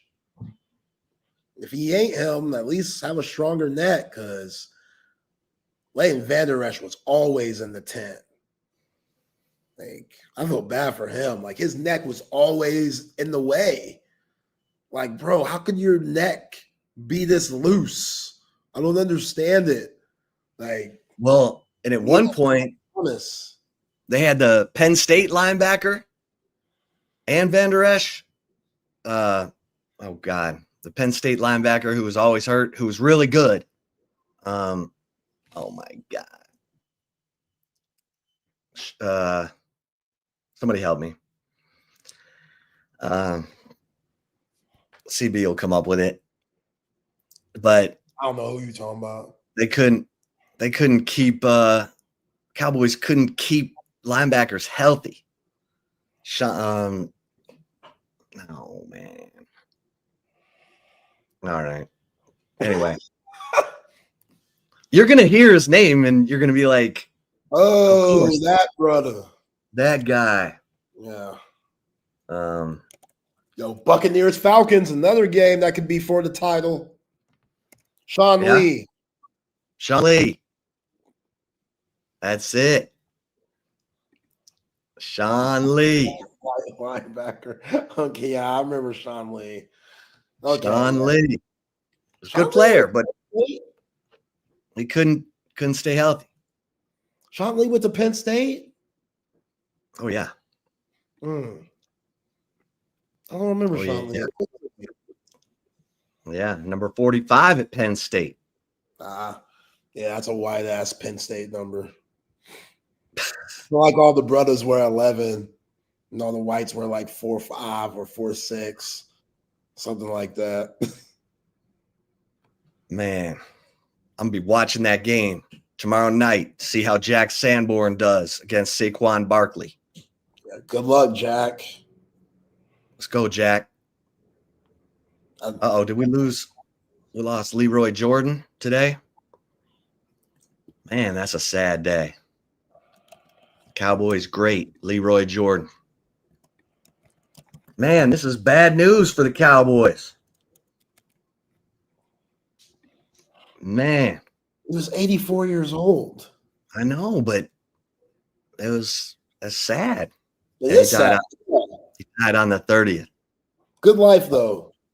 Oh, yeah. Oh, yeah. Life. Listen, he was part of those teams that were going to the Super Bowl or NFC Championship every year. I think he went to 5 Super Bowls, 1, 2. Yeah, man. The Doomsday defense back in the day. I'll say this. Cowboys have had a bunch of good white linebackers. Leroy Jordan. I mean, Randy White, the manster, he was up on the line. Wasn't he wearing 54? I'm sure he moved around a little bit. But my man Darren Woodson's still the all-time leading tackler. Can we put him in the Hall of Fame? Yeah, can we get him in the? Can we get him in? We'll get him in the Hall of Fame. Jerry, can we do something about that? All that pull you got. Jerry. We need to get Tommy Nobis, Casey Hampton, and Darren Woodson into the Pro Football Hall of Fame. Are we asking for too much? That's ridiculous. Darren Woodson's not in. That's ridiculous that they gave him no love on the Cowboys documentary too. What are we doing? Why is Darren Woodson speaking? You know why? No, I don't. Because he was like one of the good guys. He wasn't over at the White House. So? Like what? That's not a good. This was about all the dirt. This was all the scandalous. And it wasn't at the White House either. Like no. But you can't tell the story without Emmett. I know that. Right. You got to have the triplets. Yeah. And I think it made for an interesting sort of dichotomy of, okay, here are the triplets. You had Troy, who was like breathing fire down everyone's neck. You had Emmett, who was part of he ended up being one of the draft picks in the Herschel Walker trade. And then you got Michael Irvin, who went there with Tom Landry and, juice upon juice upon juice. And how crazy that all the dudes that were involved in the White House were like, I'm not talking about it. Eric Williams, Nate Newton, they're like, no, I'm not talking about it. And then Irvin's like, okay, let's talk about it. Yo, he's the messiest dude in the world. I was the president. of the White House. He was like, sure, I'll talk about it. Yeah, you had different things in different rooms. It was going down. Yeah. You ever thinking about trying to ruin someone's marriage? Think about how old boy almost put a head out on Michael Irvin. To have him got. Are you kidding me? That's mafia stuff. What? Police officer. Police officer? Johnny Hernandez. How'd they find that out? Like, what Johnny, was Johnny just telling people? Was Johnny just like going around being like, yo, playmakers putting my wife through the mattress. I got to do something about it. I'm doing something about it. Like, why? I feel like he should have kept that closer to the chest because this ain't like social media time. It's not like he posted on Facebook or anything. It's not like he texted anybody that he was going to do something crazy. Like, how'd they find out? I'm sure he followed her. You know what I mean? He because it happened. Michael got with that girl multiple times. And I'm sure Johnny followed her one night and then was like, that's it. Yo, you just gotta let it happen. It ain't playmakers' fault. That's your girl, buddy. Right. That's and when you a stripper too. So what? It's not right. like if my woman's a stripper and I see her hanging out with NFL players, I'm not gonna be mad at the NFL players. Maybe that's just me. You know what I'm saying? I feel like you shouldn't be naive to knowing that your stripper wife likes to party a little bit. It shouldn't take you over the edge. Mike, this is the Cowboys Netflix documentary. Yeah, we're ruining it for you, Mike. Sorry. No, it's still worth watching. Yeah. Yeah, I mean, look, all this played out in the news. It's not like that. Yeah, this is like you go see Titanic. You knew the boat was going to sink at the end, and it was still the all-time, top earning movie until Avatar took it down. But yeah, the cop trying to kill my man Michael Irvin because he was smashing his wife, trying to put her through the mattress. It's dark, man. I give you second thoughts, fellas. You never know how crazy the other man is. You don't know. Don't get caught up in the poontang. You never know. Is it worth your life? It's undefeated, but it could be worth your life. It could be worth your life, man. Don't marry the stripper. Yeah, marry a stripper. That's a line from a movie. Not everyone's Julia Roberts, man. Right. Not everybody has that upside. You know what I'm saying? Pretty Woman, Julia Roberts. You saw the upside. This is Julia Roberts. I get it, she on the corner, but you see the upside. You know what I'm saying? You see where this could go. This is first round pick stuff. Even though she on the corner, that's a movie. That's not real life. So yeah, homeboy. Oh my gosh, my wife's hanging out with Michael Irvin. Where'd you meet your wife, man? Let me tell you what has upside. AV Consultations has upside. You know what I'm saying? When you're ready for the big screen of your dreams, there's only one call to make in Austin, Texas, and that is to Audio Visual Consultations, our man, Tom McKay. He's been putting big screens, surround sound, full-blown media rooms and homes and restaurants in Austin for 30 years. And he's going to bring you the best price on big screen TVs. You just call 255-8678. Tell them Texas Sports Unfiltered sent you, and you are going to get hooked up. You don't need to be going into box stores, dragging 80-inch TVs around town in your truck, having them clunk around in your truck, punching holes in your drywall. Look, Tom and his crew are going to bring everything to you, and they're going to hang it like a masterpiece in your, and if you need a full-blown media room, got you covered. You need surveillance? You need electronic shades, new lighting? Got you. 255-8678. Hey, and if you're snoring, guys, take advantage of this incredible partnership that we have with Sleep Cycle Center and Dr. Chad Denman, who's dedicated his life to treating sleep apnea. Because if you snore like a chainsaw, it is more than annoying to the person next to you. It could be the sign of a serious health issue. If you're waking up tired and crabby every morning, it's probably because you're waking yourself up countless times in the middle of the night. You don't even know it. You're not getting deep sleep, and you're almost choking from not getting enough oxygen. This is serious stuff. Dr. Chad lost his dad to sleep apnea, so he has dedicated his life to treating it. And that's why we're fortunate to have the Sleep Cycle Center in Austin, 2 locations in Lakeway, in the Arboretum. You go to sleepcyclecenters.com. Tell them Texas Sports Unfiltered sent you. They're going to take $100 off your sleep study, practically giving it away to make sure that you get diagnosed properly and the best treatment options. sleepcyclecenters.com. Tell them Texas Sports Unfiltered sent you. And cover 3, come on. You got Cowboys Eagles tomorrow night, but they got happy hour every night, 3:30 to 6:30. Dining, spirits, and sports. That's the mantra of cover 3. It is my absolute favorite place to hang out because it's got a great vibe. It's got great food, great service, great drinks, and it's a great place to watch your favorite team because they got the big screen TVs everywhere and high-end food without the high-end prices. Yeah, Cover 3 Anderson, Cover 3 Round Rock.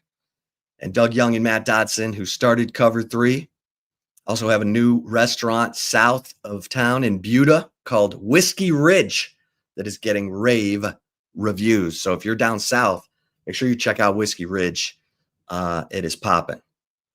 And by the way, we didn't give out our OLIPOPs for Texas against Ohio State. Give an OLIPOP to Grayson Littleton. Come on, man. Grayson Littleton. This dude is the truth. Who do you want to give an OLIPOP to, Zay? Oh, Parker Livingstone. Parker Livingstone. There you go. OLIPOP. I'm addicted to carbonation, so I love OLIPOP. Love the cream soda. Love it. That is gold. Healthy soda? You kidding me? You're getting like dietary fiber in your soda. That's good stuff, man. All right. Let's get to the chip shot. Here's the deal. I hate to say this, Cowboys fans, but you're in rebuild mode. It's not good.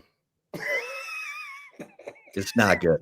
Now, let's hope they hit on every player they drafted and found some gold up in there, because I look at that defense and I say, until my man DeMarvion Overshown, and even once DeMarvion Overshown comes back, you know Demo's going to be all over the place, throwing his body around for this terrible football team.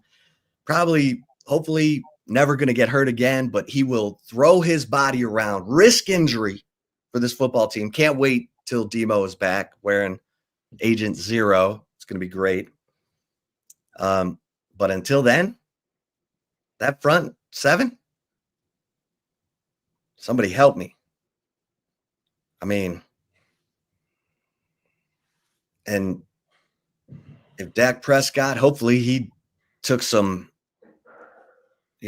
some kind of pills to make him play like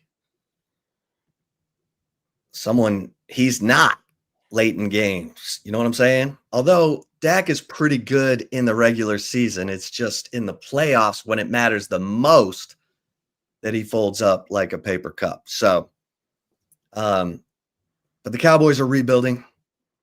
Cynthia Froyland, who was it who posted it here, said that the Cowboys ceiling is 8 wins. The floor is 4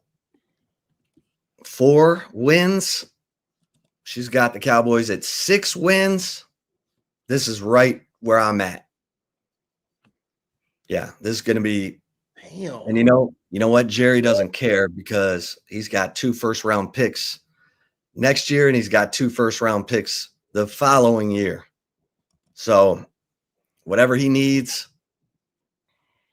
It's probably going to come if, you know, I'm not saying they're going to tank, but it could look like that from time to time. I don't have a good feeling about the Cowboys at all. And that is sad. I was at that game last year when the Lions beat them 47-9. Oh, man. Lions were running every trick play they had. Yeah, they were disrespectful. It's not my job to stop my own offense from going into the end zone. Yeah, but trick plays and stuff, hook and ladder, flea flickers, they were doing the most. They were doing the most. I'm just saying. Now, Dan was getting payback from 2023. Who are the leaders on the team? Cowboys, Dak, Okay. Trayvon Diggs. Trayvon's not. He's kind of a lead by example guy. Yeah, but now he has no choice. DeMarion Overshown. Yeah, I hope it's Demo because Demo's the right kind. He's never gonna go on a podcast and say some nonsense about his own team. He's gonna fight to the end. I love Demo, man. Great guy. DeMarion Overshown, one of the best personalities ever to come through the 40 acres. I'll cheer for that guy till he's till he's done with Ark, football. Texas. Huh? Where's he from? Arp. Arp, Texas. Yeah. I've never been there before, so what? I have no idea. Tiny little town. Yeah. He bought that green truck. He's got names for everything. He's got names for anyway. I don't have a good feeling about these Cowboys. And Brian Schottenheimer, been spending his whole career as a coordinator, finally gets a head coaching job, and the dude hasn't even had a chance yet. Yeah, but Jerry's doing stuff he should have done 2 years ago. But hey, maybe Brian Schottenheimer will make chicken salad out of you know what. It'd be amazing. Yeah. Be amazing. Yeah. Let's see it. Let's see it. By the way, before we get to the right call, we didn't talk about this in the Cowboys documentary either. Barry Switzer was wilding for saying my man Troy Aikman was a racist. That was a wild move, Barry. I didn't know about all that. I knew Skip Bayless made the rumor saying my man Troy was gay. I remember those rumors and stuff, but I don't remember Troy being a racist or assuming that Troy's a racist. That's a wild thing. So that ruined their relationship. I was like, damn. Barry, you thought Troy was saying the N-bomb?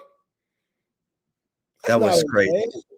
That rumor actually started with John Blake was the defensive line coach, and one of the players said something that no one else was buying, and Blake still told Barry about it, and Barry went to Troy. I don't know. They were dragging each other down at that point. It was rough. But hey, they got that 1995 Super Bowl, and then it started to dissolve like an Alka-Seltzer tablet. And yeah, that was it. Yeah, if I'm a wide receiver, Troy, you can say the M-bomb every once in a while if you give me the ball. He didn't say.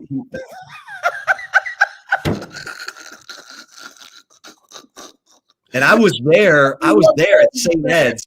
I was there, standing right there when Troy confronted Skip Bayless about the gay rumor. He goes, you're scum. You know, Troy said that, you're scum. He's like, you know, what do you want me to do? Have my girl on the sideline so that I come off the sideline and give her a big wet one for you, scum, Bayless? Yeah, you saw those country singer baddies that Troy was with. What are you talking about? Yo, Troy was also with Sandra Bullock for a little bit. Yeah. Speed Sandra Bullock. Let's not get it twisted. Nah, don't ever respect 8. Skip. Come on, man. So disrespectful. They were doing my man Troy wrong back then. He was just trying to stay low key and play football. Racist rumors, gay rumors. Yo, I mean, can anyone tear themselves apart better than a Jerry Jones owned Cowboys team? Oh, and that's it's the definition of insanity. 90s were crazy. You'll never have culture created by the head coach with the Cowboys. Never. Not until there's new ownership or something. Anyway, let's get to the right call. Let's get it. Before that, though, got to give a shout out to Covert Bee Cave. A lot of y'all out here driving in these buckets, putting in just way too much money into a car that's been done for years. Stop doing that. Stop wasting your time. Go to Covert Bee Cave so you get yourself a new or pre-owned vehicle from the best in the business. They've always been committed to providing customers with a new pre-owned vehicles all across Central Texas for over 100 years. That is a very long time in that Covert Bee Cave. They are the best. How do I know? Because I've experienced it myself. Wifey and I got in there. She needed a new car. Said, we got to get you something. Covert Bee Cave. Feel good about them. Went in. The process was easy. The process was quick. Figured out what we wanted. Figured out our price range. And they worked with us to the best of their ability to where we came out with our Buick Encore GX, and it's been an amazing process since. 7 terrific brands to choose from: Ram, Jeep, Chrysler, Dodge, Cadillac, Buick, and GMC. Go to covertbcave.com to see all the latest specials and inventory. Nobody beats a Covert deal. Not now, not ever. Yeah, dog. Man, was Sandra Bullock, man. When I saw that, I was like, oh, Troy was out here. Troy was living, Livin, living. Yeah, Troy had that mullet. Yeah, the mullet, swinging, the eyes, man. He does look like a Caucasian version of Jay-Z, or Jay-Z looks like a black version of Troy Aikman. I don't know. It's very odd. It's very weird, but it's a thing. It's a thing. All right, Chip. Craziest story of the day, craziest sports story of the day is this Kawhi Leonard situation and Steve Ballmer and the Clippers. So apparently Pablo Torre, journalist, and you see him on the 4-Letter Network, Pardon the Interruption, or Around the Horn, whatever shows that he used to be on, but credible guy, has a lot of inside sources in the game and whatnot. So Pablo found out today that Kawhi Leonard apparently is making $28 million under the table that has nothing to do with his contract, his current contract in the NBA, with an endorsement company called Aspiration. This company has gone bankrupt. So with the company going bankrupt, all their files have come out and documents have came out. And this is where it gets spicy. So there's a LLC that says KL2 under it, under these documents for Aspiration when they went bankrupt, saying that they owe that LLC 28 mil. That company, that endorsement company, 28 mil. That's Kawhi Leonard, apparently. Now, Aspiration, how they link this to Steve Ballmer, Los Angeles Clippers coach, which is my guy. I love Steve Ballmer. I hate to see anything bad happening to him because that's my dude. He's always just as flamboyant and happy-go-lucky at the Clippers games. Like, he loves his Clippers. It's a huge breath of fresh air from the Donald Sterling situation. And plus, I got an Xbox. Shout out to Microsoft. Steve Ballmer, one of what's my man's name? Legendary Microsoft guy, Bill Gates, homies. from the jump, from like the 90s, from when Microsoft was just getting popping. Steve Ballmer and Bill, they were aces. They were the homies. And Ballmer invested a ton, which is why he's one of the richest men in the world. So we all know there's a salary cap in the NBA. Kawhi and his crazy ass uncle, Uncle Dennis, they were like, okay, screw the salary cap. We want more than the max contract we getting. How can we get that without going over the cap? Doing a little dirt under the table, on the side. So they made this Aspiration, which is like a weird like plant tech company that helps like the environment, plant trees and stuff. Like they went under for a reason. So they're struggling. But they've had a lot of different high-level athletes and celebrities endorse it before. Problem is, Kawhi hasn't shown up to anything. He doesn't put out tweets endorsing them, any type of promos, nothing. He's not in any commercials, nothing. Kawhi's just getting the paper, and they're saying that he's a part of Aspiration. So now the NBA is kind of in a jam because they had no idea, according to Pablo Torre, who dropped this story, they have no idea that Kawhi was in this type of deal. It's against the rules. I'm sure Steve Ballmer, they're going to fight it however they can. There's been sources that have worked with Aspiration that have hit up Torre that he's talked to.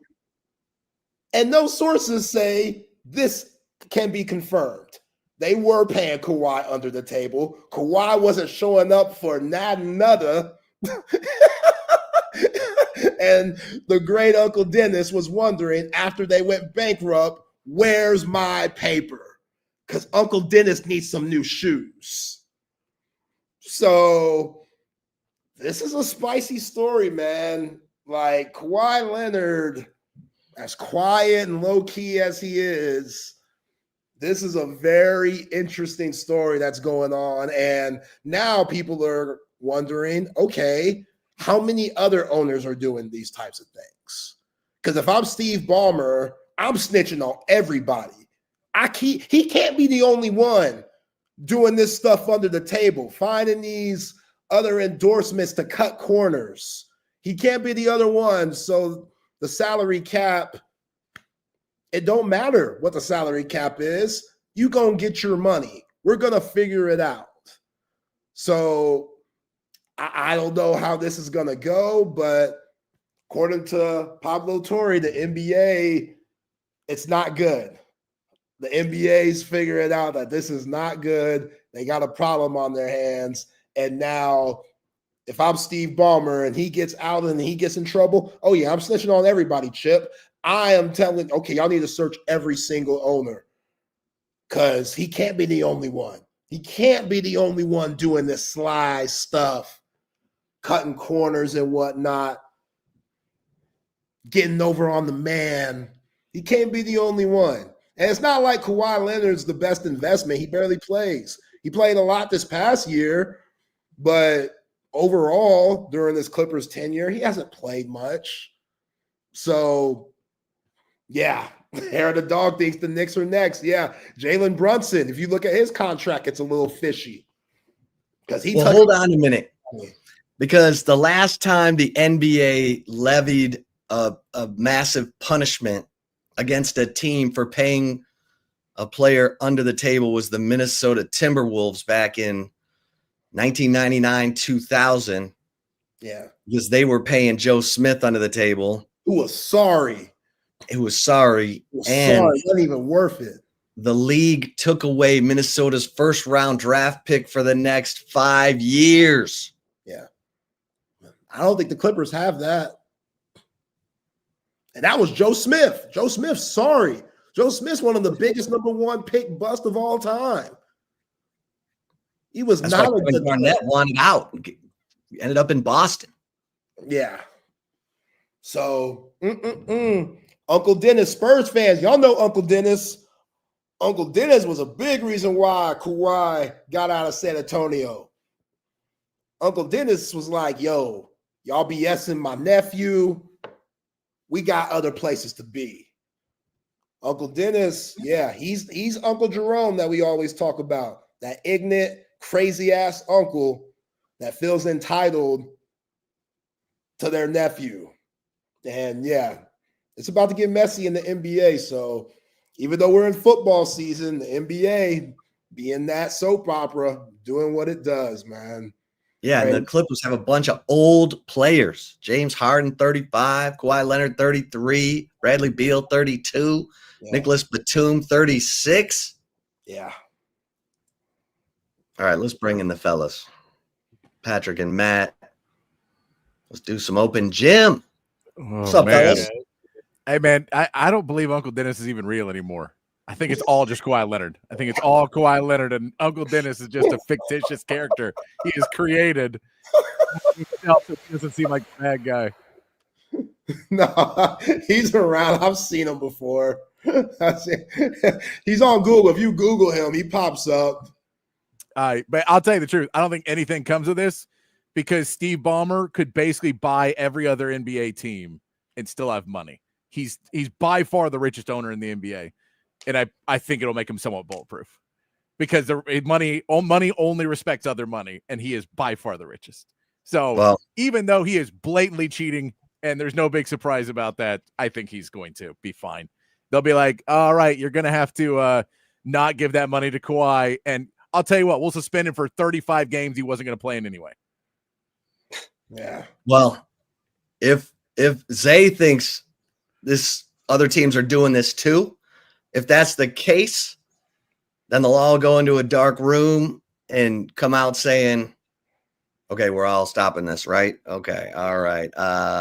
Because that's the thing is everyone does it somewhat, but not as bad as this. Because normally what you do is you say, whatever endorsement company, you will endorse them. We will then put you into our building. And so we're not going to charge you for having these ads in our building. So it is technically a loop around, but then you can't draw in that you literally paid a company $50 million to pay your guy $38 million. And he never did anything for this aspiration. Yeah. Like they were paying Robert Downey and some other celebrities, but they actually did ads and stuff. If there's one player in the NBA who really knows how to no-show, it is Kawhi Leonard. Yeah. All right, fellas, we'll let you take it from here. See you tomorrow. See y'all tomorrow. Welcome into Open Gym here on Texas Sports Unfiltered on a Wednesday afternoon. Myself, Patrick Davis, alongside Matt Galatzan of Texas Longhorns on SI. Text lines open 512-222-9328. And, of course, you guys in the chat, Facebook, Twitch, X, and on YouTube. Join us over there for another edition of Open Gym today. Getting into a little bit of Texas San Jose State today, starting to get ready for that matchup, getting into our NFL power rankings in hour 2 as we continue on. We're a day away from the NFL now, Matt. Do you have any plans to watch the Cowboys on Thursday, or is it turn off all the lights? This is just work now. Yeah, no, I'm going to watch it. I made a couple of picks on Sleeper. Okay. For some, anytime touchdowns, over under yards, things like that. So that's going to be my main focus of the game, as opposed to whether or not the Cowboys win or lose, because I think they're going to get their, butts dragged through the nails. Yeah, I'm going to be rooting heavily for the Cowboys offense because I'm playing the Eagles defense in 2 fantasy leagues. So I think it's the only player that anyways got going. I've got Jaden Blue on a team, but Jaden Blue's not going to play. So he's not good enough to be my starting lineup this week. So that does leave. But I'm like, all right, Dak, I need no interceptions. I need no turnovers. Let's make this score 75-8, to 50. You can lose by 25 points, but if you could just put up a huge amount of points, I think that would be the best. This is the first year of I've been doing my same fantasy league since 2009, I think, maybe 2008. This is the first time ever in the history of my league that I have not picked a Dallas Cowboy on my team. So I'm 100% going to win the championship now. There's no more playoff choking in my fantasy teams.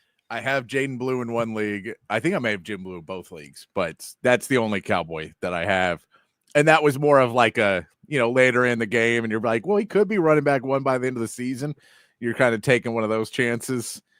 But, Look, I think that if any Cowboy at running back does anything in this game fantasy-wise, it's going to be Jaden Blue. I mean, I could believe that. I could believe that very easily because we know Miles Sanders ain't going to do anything. Javonte Williams technically could. I would imagine Javonte Williams probably, if he had worth in fantasy, it's more if you're in a PPR league. Mm-hmm. I could believe that he breaks out on some of those and gets, he could get 4 or 5 receptions if the Eagles' downfield defense is good. He could just get checkdowns. But other than that, I wouldn't expect him to have an explosive play. Jaden Blue could. I just don't think week 1 he's necessarily going to be that guy. I think down the line, maybe a little bit more. And not against this Eagles defense either. There's a really good Eagles defense. The Eagles defense ranked number 1 against the run last year, and I think they were top 10 against the pass as well. And I don't think they really lost anybody off that defense outside of CJ Gardner-Johnson. So they're going to be solid. They're going to be really good.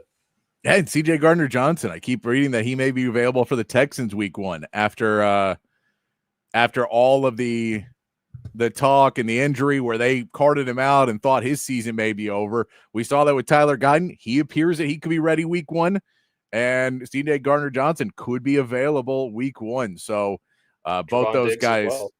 So hopefully, all of that was kind of more just hype and precaution, but they feel like they're going to be ready for week 1.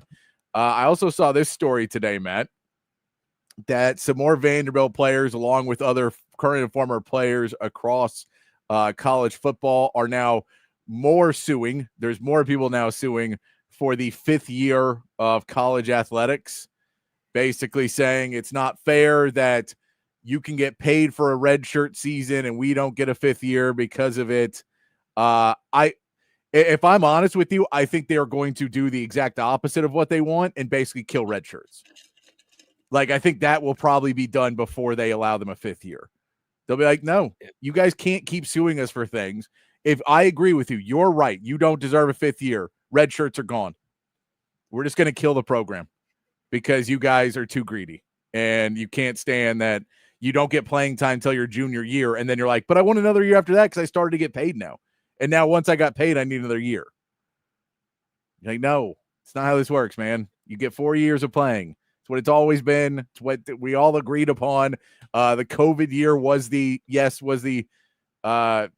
difference, which, I mean, in retrospect, you probably shouldn't have done that now because it just set a precedent that was wrong. I agree with it at the time, but now realizing that people are just going to keep suing, like, it's frustrating to say the least. Yeah, I mean, eventually, if you keep going down this road of suing for extra years, and if the NCAA keeps granting them, it's going to be like, oh, you get 8 years. Everybody gets 8 years of college football now.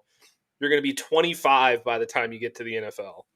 It's getting out of hand. I also kind of agreed with the COVID thing when that happened. Now I think it was a horrible idea because it's 2025, Patrick. There's still people. And we still have people playing based on COVID years and red shirts and injury red shirts. I think if they got rid of red shirts, the one thing I think they would have to keep is an injury red shirt. Yeah. But outside of that, like, I'm fine with it because, like, if you're a good player, you're playing your freshman year anyway, more than likely. Even if you're not, you're playing your sophomore year and your junior year, so you're going to be plenty ready for the NFL by that time. Yeah, so, I mean, it's the real problem of it once again screws everybody who is using this to get an education. Yeah. And all the guys who are not the best athletes in the world who are going to play some snaps, but they're never going pro. And for all the colleges around the world that don't produce NFL athletes, those people now being like, oh, well, we had a system set up where I was going to be able to get 5 years of schooling done, and maybe I could focus a little bit more on other things. But now that you have these people coming out and saying you have to give us a 5th year of eligibility, even though we didn't redshirt, because we know we're not going pro and we need to make more money because it's unfair in the workscape. You're like, Here's the reality of it. I think there's very few red shirt players making money. And the bigger argument for me is how many red shirt players in the country? I would imagine it's under 5%, because you're talking about it basically being like really top recruits that you had somebody much better in front of them. So you went ahead and found a way to redshirt them for a year. But for the most part, you're going 5% maybe of red shirts actually make any money whatsoever. And most don't make money until you get on the playing field. So it's not really a 1-for-1 where we know a way higher percentage of starters make money. So I'm hoping that the lawsuits just in general, my hope in general is that they just shoot down these lawsuits and like, guys, you got to stop trying to just do everything. Like, we get it. We've given revenue sharing now. We've fixed all these problems that were actual problems in the college blueprint, the NCAA blueprint. We fixed a lot of these problems, and now they're not even perfectly fixed, but we stopped where it was just complete BS. Like the fact that you could be suspended for a year for signing an autograph and getting paid for it. That's complete and total BS. The fact that I could go to the store and get a jersey that has the star quarterback's number on it, but not his name, and somehow that's okay that guy doesn't get any money for it, even though he is personally selling you all these jerseys, and that's the only reason you're buying it. All of those things I think are, BS, and they should have been gone. It went too far the other way, but now this one, it's frustrating, and it's frustrating that it's Vanderbilt that's leading the way too. Like, guys, y'all just got NIL like 2 years ago. You guys are behind all of us, and I would push further and further away from it. Yeah, absolutely. I mean, even some of the biggest name players from previous classes who, were ranked very highly ended up redshirting and didn't make any money. I mean, Arch didn't make any money his freshman year when he redshirted. There's a lot of cases of that. There's always going to be somebody who comes out of the woodwork and tries to sue for something. And if they keep letting it happen, then it's just going to keep getting worse and worse and worse. I've used this analogy before, but if you give a mouse a cookie, he's going to want a glass of milk. That's kind of what's been happening in college football for a while, and I'm kind of tired of it. So yeah, if getting rid of the red shirt stops it, then fine, I don't care. Yeah, because if you're going to college for an education and you're playing football as a means to get an education, 4 years is enough for you to get your education and go. You can. Yeah, you can. Exactly. I think it's nice to have and like a lot of guys graduate in college in 3 years and then they get a master's out of their 5. Because they can, if it's free, you can take as many classes you want. You can take all the classes. So there's been a lot of people who have been able to get masters in 5 years, and just, be able to take that and then get their next and get a further education and be able to walk away from Texas and go, man, I only played a little bit. Like, you just see a lot of guys that are able to pull that off. So I think that, it would be a shame to get rid of something. Again, it's kind of like where we get the walk-ons and the push of, well, there's a few people who really want to get extra, an extra push of a few, a couple, a few thousand more dollars. I don't know how much these guys are going to be making. And then that's going to cost walk-ons. That's going to cost redshirt years. It's going to cost all of these things. I appreciate. I just, at the end of the day, it's frustrating to see that it's like a group of probably about 20, 25 kids who just are trying to destroy red shirts now because they feel that they want to try and find a loophole to get some more money to play at Vanderbilt for another year. It's frustrating to say the least. I'm sure Pavia goes to some class. It's Vanderbilt. I mean, I don't think they're probably just letting him go completely scot-free. Now they may have him do the online classes or the those classes where you don't have to be in class all the time. But I don't know if he's going to be trying to graduate. I don't know how many from, his junior college transfer over and the credits and all of that stuff. I don't know how any of that works either. I mean, especially at Vanderbilt, you'd think that there's not a lot of leverage there. I get that it's an SEC program. I imagine it won't amount to anything. And at the end of the day, things will stay the same. But who knows? Anything can happen in college football these days, I suppose. Yeah, it all depends on, because that's a big piece is now you go and you try and find a favorable judge who basically hates sports or hates college football or hates whatever else. And then you go get them and they come out and go, I'll destroy it all I'll just make these rulings. And then the other side goes and finds a judge who likes the other way. And it's politics at its worst. And that's what we're seeing right now. But I was sad to see that today, that is a new piece in there. We also, let's start getting into it, Matt. Let's start getting into a little bit Texas San Jose State and a little bit of a first look. I kind of want to get into what San Jose State is as a concept, just kind of some of the bigger pieces of it before we start to break down where the matchups will be and things over the next couple of days. But just kind of what you're looking at against Texas versus San Jose State and what we want to see from Texas against these teams. And really, I mean, if we start looking at San Jose State, this is a team that likes to throw the football. They've come in and it's basically a run and shoot offense. It is they like to throw the ball downfield. We saw in their first game against Central Michigan, Walker Eget threw for 43 passes. He threw 43 passes, only completed 24 of them, but he did throw for 308 yards. They love to throw the ball downfield, and that really feels like kind of the main piece that you're going to have to deal with, that this secondary is going to have to be ready for a high explosive, let's put it this way, a lot of shots downfield. Yeah. I imagine this is going to play right into Texas's hands. If I'm being honest, like I haven't watched tape on San Jose State. If you're throwing it 43 times, you're averaging 7.2 yards per completion. That kind of leads me to believe that there's some downfield shots. A lot of it's, middle of the field type stuff, probably.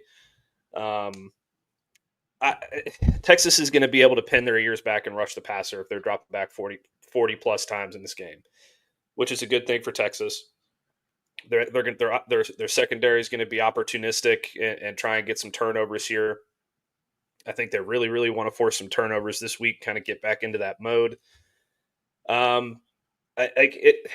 Listen, if you're going up against a defense like Texas, who's good at every level, stops the run really well, has a good secondary, good pass rushers, I feel like you're going to have to be a little bit more balanced against that kind of a defense, so they can't just kind of either pin their ears back and come after you in the pass rush, or load up the box and stop the run on the other end of that.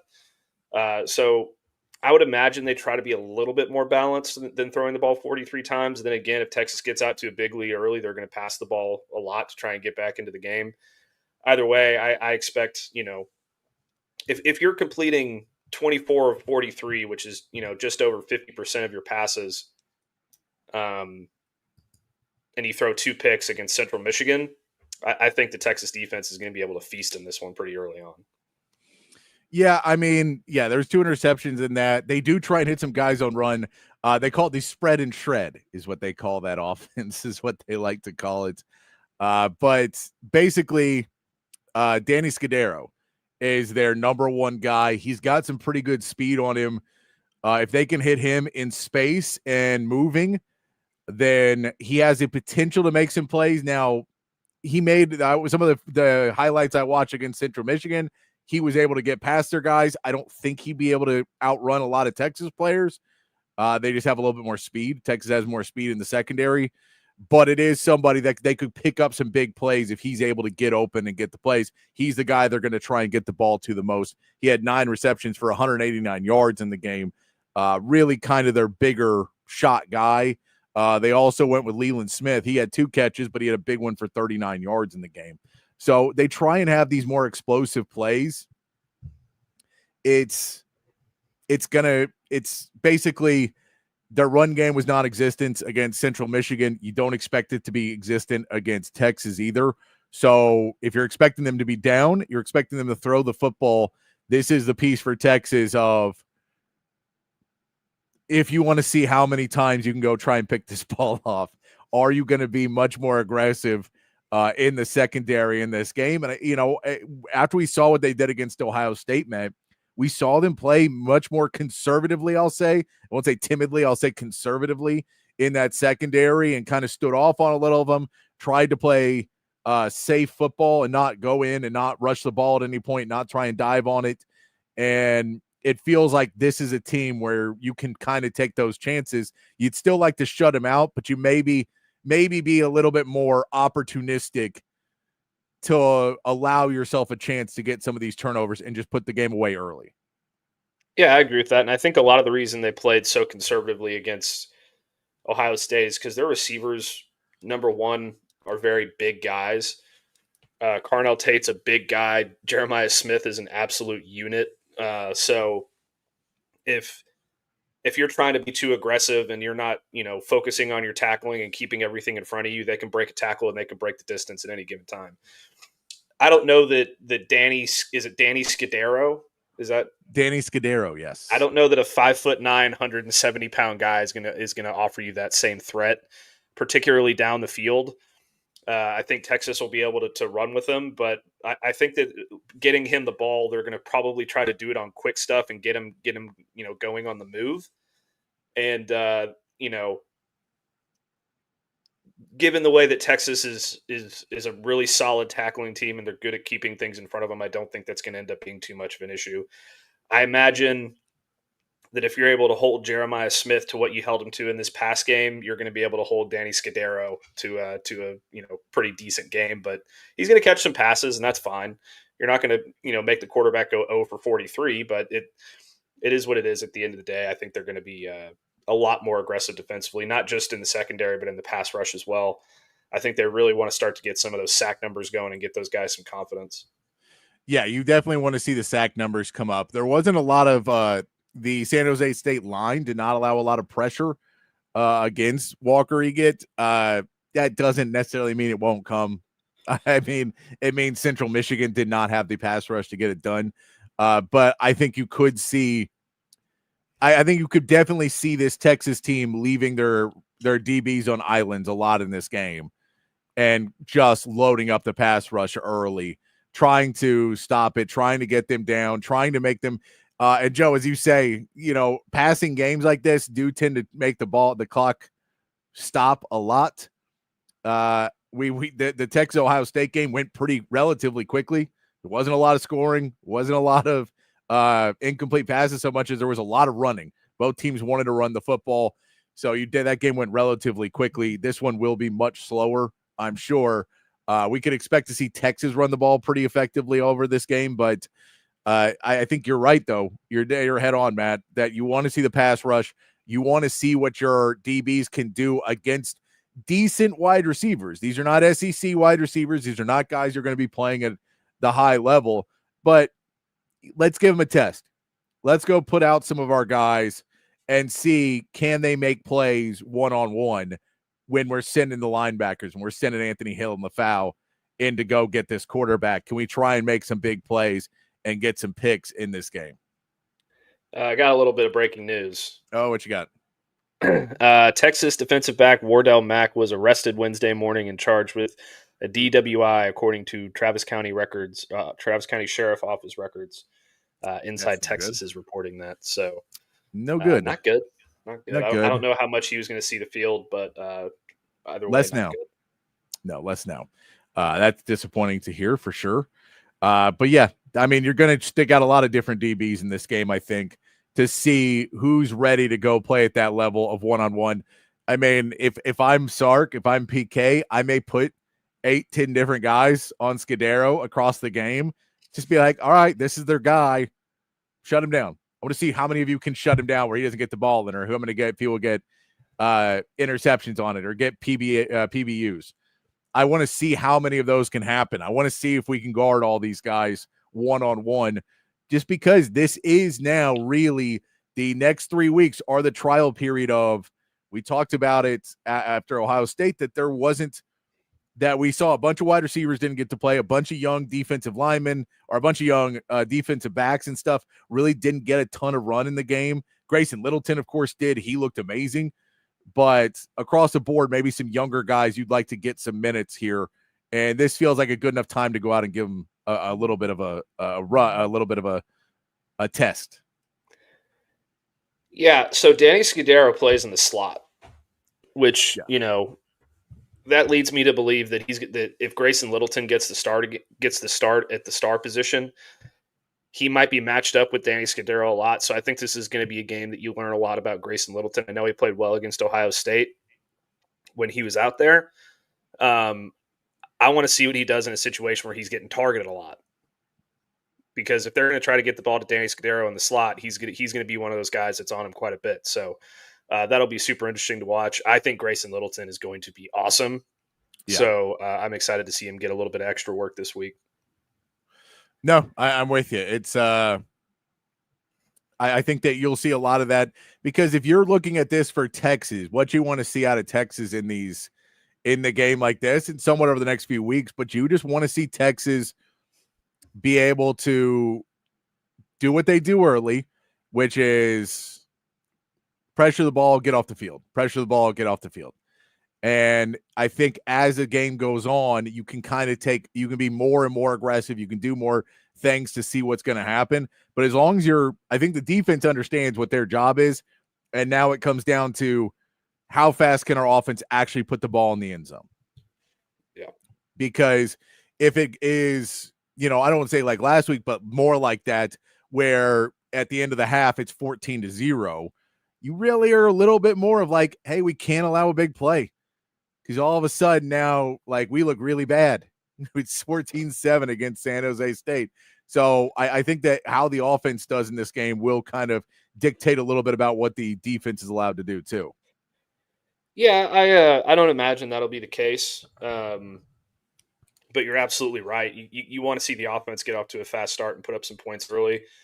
I think they're going to be able to run the ball very effectively against San Jose State. If you look at the box score with Central Michigan, they ran for 247 yards on the Spartans. So I imagine that, C.J. Baxter and Quintravian Wisner are better than Nari Biggins and Trey Cornist. So we'll have to see how that goes. I think the main thing I'm really looking for in this game, and I don't want to bring up an Arch conversation because that can go off the rails very quickly, especially in the chat. But I think he's gonna be much more relaxed. Yeah. I think that he's gonna be able to play without all the pressure. I think they're gonna try to get him going a little bit early, get him on the move early, maybe put in a run for him here or there, and really try to get him to make some explosive plays early on in the game and kind of bury San Jose State pretty quickly. I would imagine, just to kind of to that point, if Texas wins the coin toss, I wouldn't be surprised if they receive and just try to get this offense going really, really quickly. Almost for sure. Yeah, hammer him on the run game, get Arch going, and just let him go to work and build that confidence back up. But yeah, I imagine CJ Baxter is going to have a pretty good day. I imagine Wisner is going to have a pretty good day. I kind of hope they bring in some of the younger running backs as well. Get Christian Clark a few looks, get Jarrett Gibson a couple looks. Hair of the dog, don't you start with me. I do not foresee any issues with this offense. I think Ryan Wingo, especially, is a guy that's going to get it going early and often in this one as well. I'll tell you this: they're going to bring in the young wide receivers, but you can almost be rest assured that they are going to try and get 5 receptions at least for Wingo and more, just to be like, hey, apologies for last week. Let's get you involved a little bit more. Let's get your numbers up a little bit, because last week you didn't have the numbers that you wanted to have. And we know that that's not, you're not happy about that either. So let's get your confidence back up. Let's get the rapport back up. Let's get Arch throwing the ball mechanically better. Let's get Arch throwing the ball. We just want to see, I think you're going to see, when you say that, do you force Arch to be a drop back passer, or a way do you move him out? I think you're really trying to use him. You're, again, using this game, if you're able to get it going. I think early in the game, you just run the ball, make smart passes. As it keeps going a little bit, if you're able to score in the first couple drives, that's where you start to put Arch in situations where you want to see what his mechanics are and everything, where you start to go, all right, let's run. I think you're going to see a ton of crossers in this game. Yeah. I think you would see over the next 3 weeks, the level of crossers it'll become Greg Davis level of crossers, like bubble screens. You'll be like, why are they running so many of these? And to allow him to go into that. And Joe, I'll tell you this. Arch isn't anything yet. I think he can be a pocket passer. I think he can be a scrambler. He can do a lot of different things. The question is, where are they going to use him and what's the best way to use him in this offense? So I don't think you have to take anything out of it right now, but you just have to get him more comfortable again. You have to start to get him feeling better, and you want to figure out if those mechanics are, if it's something that is now a bigger issue you're going to have to work on, or if that's something that you go, okay, we're going to have to revisit this for Florida, but over the next few weeks, let's just try and get him comfortable and realize that he can do all this. So when things start to go wrong in a game, we can bring him back over to the sideline, pull up the tablet, and go, this is what your arm looked like. This is what your arm's supposed to look like. Why is your arm wrong? And he'll go, oh, and then you can kind of work on that in the game now more than you can because in week one, I don't think they understood what was happening in week one. Like, you just didn't expect it. So now you're a little bit more prepared for it. If it does rear its head in Florida, you hope it doesn't. But you're going to see those types of plays. Matt, what else would you expect to see them kind of run for Arch for this offense to just feel a little bit more comfortable in it? Yeah, I mean, first things first, I think making any definitive statements about what Arch is or isn't is extremely premature. He looked fine in the pocket last year when he was playing against ULM and UTSA and Mississippi State. So I think that's making it a blanket statement like that is a little bit premature. But that being said, I don't think it's a secret that Arch is more comfortable on the move.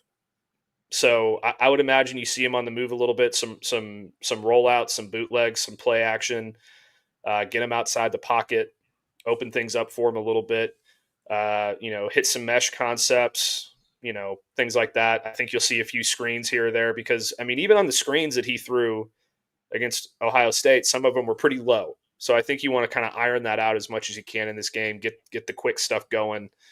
And as he gets that stuff figured out, then you can kind of open up things downfield. Because I'll tell you one thing, Patrick, I haven't done a full scouting report on San Jose State. I would imagine that they don't have the speed in the secondary to keep up with the Texas receivers downfield. No, they don't. Because I don't think there's a lot of teams in the country that would have the speed to keep up with Ryan Wingo running a go route, or even Parker Livingstone, who runs in the high 4.3s going down the sideline. So I do think you'll see some of that stuff, especially in the second half. And let me be clear about this: if Texas is up 45-0 at halftime, I still would like to see Arch in the game in the second half for the simple reason of getting him reps. Don't do anything to get him in trouble. Like, don't have any long dropbacks or long developing plays back there. But he needs to get as many reps as he can possibly get in this game. I also would expect, because a lot of what Texas does is kind of the scissor stuff, where you have one guy running across this way and one guy running across the other way, so they kind of mesh up at the top and open up things on the back end. So I would imagine you see some of that too in some of the explosive play opportunities. But early on, it definitely has to be getting him on the move and hitting on the quick stuff and getting his confidence up with those, because those were the biggest issue for him against Ohio State.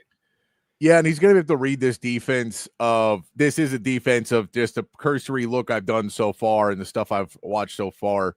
That really is, like, the front seven is probably their best part of it, the game. The secondary is just rough. Central Michigan doesn't throw the football, so you can't really tell much out of that, but they just, the secondary is not their strongest point. They have some returning talent on the defensive line and the linebacker core. But that's where you start to push. Is San Jose State going to sit back a lot more? Not even really try to rush Arch Man and give him time, but try and stick as much back into the secondary as possible to try and make him make bad decisions. I think you could see that at points. And you could see them try and bring different types of looks. I think you're going to see them at least a few times try and blitz on Brandon Baker's side and see if they can sneak one past Brandon Baker because of what we saw last week. And that was just a misidentification and a missed block. But you could see that where they just go, well, that's where we want to attack. If Brandon Baker is the weakest link, let's go attack him. Yeah, for sure. And I think that you see CJ Baxter in there a little bit more on passing downs than you might have thought previously coming into the season. Because I said this yesterday, that one pass block that he had on the linebacker was the best play that he made all day. It saved that play. Arch was about to get blown up, and who knows what else would have happened. So he seems to be the best in terms of pass protection of the Texas running backs. So I imagine you'll see him in those situations a little bit, particularly, maybe helping out Brandon Baker on the right side. Leave CJ Baxter in to chip on a guy that's coming on Brandon Baker just in case, those kinds of things. But if San Jose State, and this is something that, I don't think that a lot of people understand from a broad concept in terms of what happened against Ohio State. What Ohio State did with their disguising everything and with Caleb Downs back there and playing the 50 front and all the things that they did to kind of confuse Arch and confuse the Texas offense. There's 5 teams maybe in college football who can accomplish that. Yeah. On any given week. Ohio State's certainly one of them. Georgia's probably one of them. LSU's probably one of them. Clemson is one of them. Texas, maybe Oklahoma. So you're like, San Jose State can try to do whatever they want. They don't have the players to kind of accomplish that. The Texas receivers are going to be able to get open almost whenever they want to, I would feel like. But if they're really, certain, like we're going to sit back and make this young quarterback make mistakes, Texas is just going to run the football down their throat. So I don't anticipate that being a big issue whatsoever. Yeah, I'm with you. I think that's like, again, this one doesn't feel like you're too worried about any specific factor. It more feels, looking at what their strengths and their weaknesses are, that you're just going to use that to try and be a preseason game for you and a warm-up game for you as you're trying to fix a couple of problems you've already had in week 1, and you're really trying to get ready for SEC play. But I mean, you're going to have to kind of figure that piece out as the season goes on. And I'm excited to see some of the stuff they're able to do against San Jose State. I'm excited to see some of the young guys play, but I think we're all kind of just looking at this game and saying this is a team that lost to Central Michigan, like, barn burner last week. I don't think there's much delusion that we're in for a really tough game, but it's, you can make mistakes, and you want to see everybody play at their best for this game going forward. Mm-hmm. That being said, there are some player props, Matt, for this game that are already out, and we'd love to get your opinion on an over or under on these player props, and and give you a reason why you think this is a no-brainer for some of these player props. I pull it up on my phone. Yeah, Joe, I totally agree. And Sark had things open in that game in the second half, and Arch just didn't hit it. So I think that's not going to be the case this week, but we'll see how it goes. All right.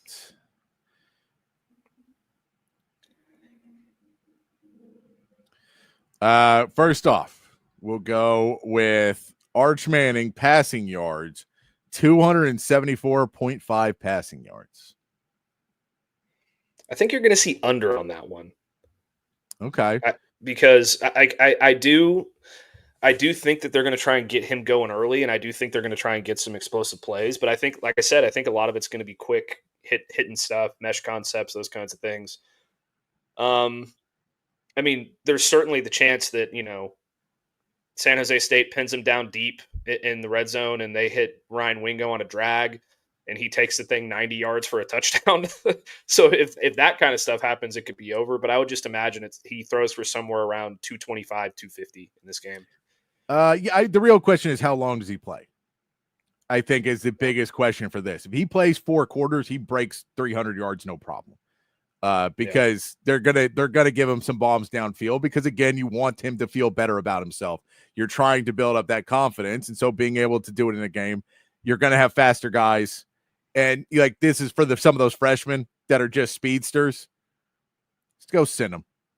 Be like, if it's one-on-one coverage and we got it, chunk it down there, Arch. Let's go for it. So I think we get there. On the other side of the ball, Walker Eggett, their quarterback, 155.5 passing yards. I mean, if they throw the ball 40 plus times, I imagine it would be over. Yeah, I mean he threw for 308 last game. Yeah, I mean, Texas is going to make it difficult if they pick him off 3 or 4 times.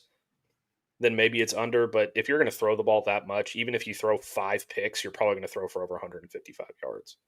All right. On the rushing yards totals, Trey Wisner, 73.5 rushing yards. I think you'll probably see over on that one pretty easily. I think Trey Wisner has a huge game. Yeah, that one, again, this is only Trey Wisner is how long does he play? How many carries do they put? How much mileage do they put on his body in a game where they feel they can go? And that goes for CJ Baxter's too. His is lower, so I think his is going to be even easier. CJ Baxter's at 54 and a half. I would imagine he breaks that total with 7 carries. Oh, look, I would love that because that means explosive plays. That means at least one explosive play in it, which we didn't really see out of the run game, and we want to see that. So if he's able to break a big explosive play, I'm all for that in the game because that's something that you want to see start coming out of this running offense for Texas. Well, Arch Manning also on the rushing totals, 25.5 rushing yards for Arch Manning. Yeah, I think he's going to break that pretty easily. I think he's probably going to break a big run in this game, which, kind of plays into why I think his passing total might be a little bit lower. Like I could see a scenario like against ULM or maybe it was UTSA. I think it might have been UTSA where he, scrambles out to the right, takes off, and then jukes a defensive back and then goes for 50 yards, All right, receiving yards. Ryan Wingo, 71.5.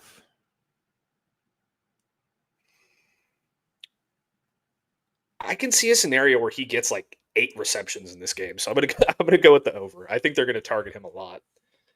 DeAndre Moore, 49.5 yards. Probably over.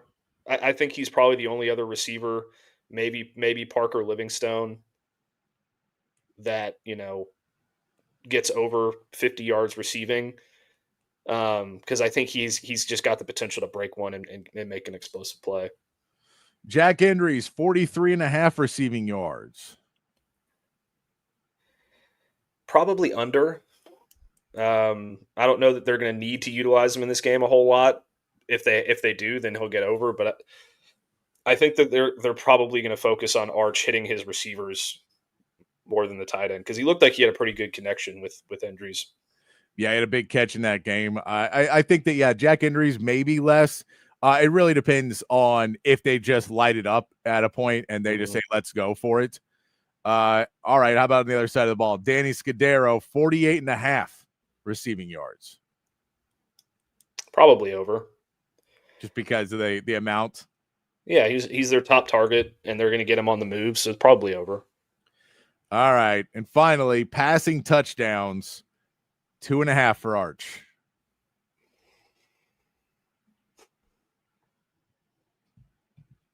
I'm going to go under. I think he's got 2 passing touchdowns and a rushing touchdown in this game. Okay. Yeah, I'll go over. I think it's a very much an effort. Plus, we know once we get in the red zone, we're not scoring. So it's got to be all passes. We ought to score from outside the 25 to get this score up. You got to be able to get it down. I just want to address something in the chat real quick. I've heard this scuttlebutt on social media about Arch being injured. I think that that's purely speculation. If you watch the tape, none of that stuff had anything to do with him looking injured, in my opinion. It was all just bad mechanical stuff with his feet and with his weird arm angles. So, no, I don't think that – no, I don't think he's injured. You wouldn't put him out there against Ohio State for – well, maybe against Ohio State, but I wouldn't imagine there would be any situation where Arch is injured and you put him out against San Jose State because if he gets hit the wrong way, then your season's over. Yeah. There's nothing I watched that made me think because he ran the ball well. So it would have to be something more upper body, like a shoulder or something. It seems weird at that. I don't know what the injury would be. I know that it feels like every year Sark comes out after the year and tells you injuries that you did not know that had happened. But also, like, that injury would have had to been in camp because he was bad from the get-go.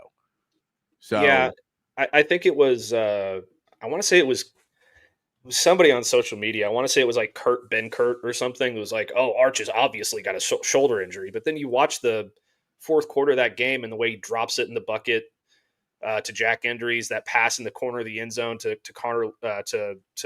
Parker Livingstone. I don't buy that at all. No, I don't buy it. I look, it could be true. I think it's an excuse because he played poorly, and then you're trying to figure out a way to not say that he played poorly. He just played poorly. He delivered passes that were fine the entire game, and he delivered passes that were really bad the entire game. So it's hard for me to believe that it was really so far off that just some plays like his back or anything else. And yes, everything hurts on a player during a game and after the game and all of that stuff too. So him wincing and everything else is just, him also being very upset at himself throughout that game. Last one, Matt, Walter Eggett, half of a passing touchdown. Does he get a passing touchdown in this game, or do they shut down this team? I think as much as Texas fans would like to see this game be 77-0, I imagine San Jose State gets a touchdown somewhere. It's really hard to shut out teams in college football especially in games like this. Like the score could be 50-0 in the third quarter. Yeah. And then you put in your backups, and then a guy gets loose and he scores. So I would be pretty comfortable taking the over on that one. Yeah. There you go. Those are some of the player props, the over-unders we get so far for the game on Saturday.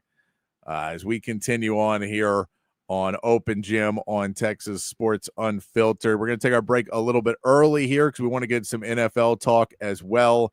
Also throw in a little bit more coaches going at each other. We had that a little bit yesterday. We've got more coaches going at each other today. It's college football season. Everybody's already up in arms. I want to see what side Matt comes in on the Dabo Sweeney, Brian Kelly back and forth that is now going. See which side he comes in on. We'll get into that. We'll get into our NFL power rankings as well. We start to get closer and closer to NFL season here on a Wednesday afternoon, right here on Open Gym on Texas Sports Unfiltered. Hi, I'm Dan Covert with my wife Hayden. Welcome to Covert BK. Our newest location in the gorgeous Hill Country includes Buick, GMC, Cadillac, Chrysler, Dodge, Jeep, and Ram, and hundreds of pre-owned and certified vehicles for you to choose from. We have 3 service departments that are ready to take care of your car, truck, or SUV with 86 service bays to accommodate any repair and get you in and out quickly. Come visit us today to select the vehicle you've been dreaming about. Covert, born and raised in Austin. Hi, this is Tom McKay, owner of Audiovisual Consultations, and we'd like to take a moment to thank all of our clients for making the last 37 years both fun and fruitful. If you haven't yet, I'd like to invite you to give us a try for all your home electronics needs. There's no need to leave your home to find great pricing and incomparable service. No traffic, inexperienced sales geeks, or pushy showroom tactics. We come to you. So just relax, hug your kids, and smile. We handle all the work. Just give us a call at 255-8678 or online at avconsultations.com. Say hello to Jason and the gang over at Relax the Back. They embrace a holistic approach for a healthier lifestyle based on 35 years, folks, of proven expertise, and my back couldn't be happier. Their motto is live wellness, and folks, they can transform your routine, your daily routine, into something very, very special if you have back pain. If you're struggling with thoracic problems, if you got hip problems, if you got lumbar problems, please go over to one of their stores. They got 2 great locations, and find out a chair or a recliner or a sofa that's going to fit you and going to make your life a whole lot better. I've got this office chair right here that I've been sitting in for years, and I love it. 2 locations, folks, at the Hill Country Gallery across from Whole Foods, and in North Austin at the Gateway Shopping Center across from the Container Store. Live pain-free like the buck at Relax the Back. SendTexTickets.com. If you're in the market for tickets to any sporting event, any concert, any Broadway show, anything live coming to town, you got to head over to SendTexTickets.com. The best seats to all of the biggest events, not just here in Austin, but all over the state and all over the country. as well. It's so easy to use. Just log on your phone or computer to sendtexttickets.com. All of their tickets are 100% guaranteed, and they will be delivered right to your phone or computer. So simple to use, and you're also helping to support a local business every time you shop. sendtexttickets.com. So if you want to be at the biggest events in sports and entertainment, there's only one place to go. It's sendtexttickets.com. Back here on Open Gym on Texas Sports Unfiltered. Rolling into an hour or two here on the show. Myself, Patrick Davis, alongside Matt Galatzan of Texas Longhorns on SI. Text lines open 512-222-9328 is the text line number. We're also throwing you on the chat and Facebook, Twitch, X, and on YouTube. My man Chan says the defensive line should be there in the opposing QB's face. He shouldn't have time to pass. Look, if you get the ball out fast, no one's getting to the quarterback within 2-3 seconds. You got to get, up to 4 or 5 seconds. So you have to have a secondary that can hold. If you have guys that are, you're running 2-3 second routes, you're just not going to get sacks. And that's what Ohio State did. They got the ball out pretty quickly. Now, there were some plays that you'd like to see that they had a little bit more time in. And those are the plays where they knew Texas wasn't blitzing, and Texas didn't blitz, and they didn't, they're going 4-on-5, and you're able to get those stops up front.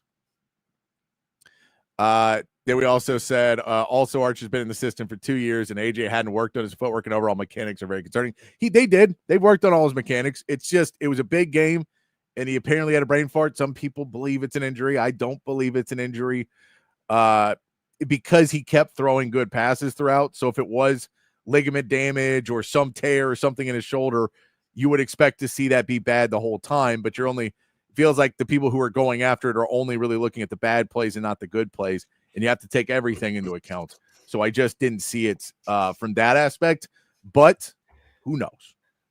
The people who think it's an injury are guessing, and the people who think it's not are guessing too. The only people who know are Arch and Texas.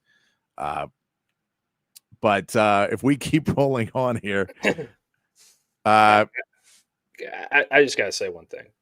Yeah. The idea that AJ Milwee has not worked with Arch on his mechanics, of course, yes, or worked with him in developing him, and Sark hasn't done the same thing, is that's a wild concept. So I completely disagree with that. But he just needs to play better, and when he starts playing better, everybody's going to shut up about it.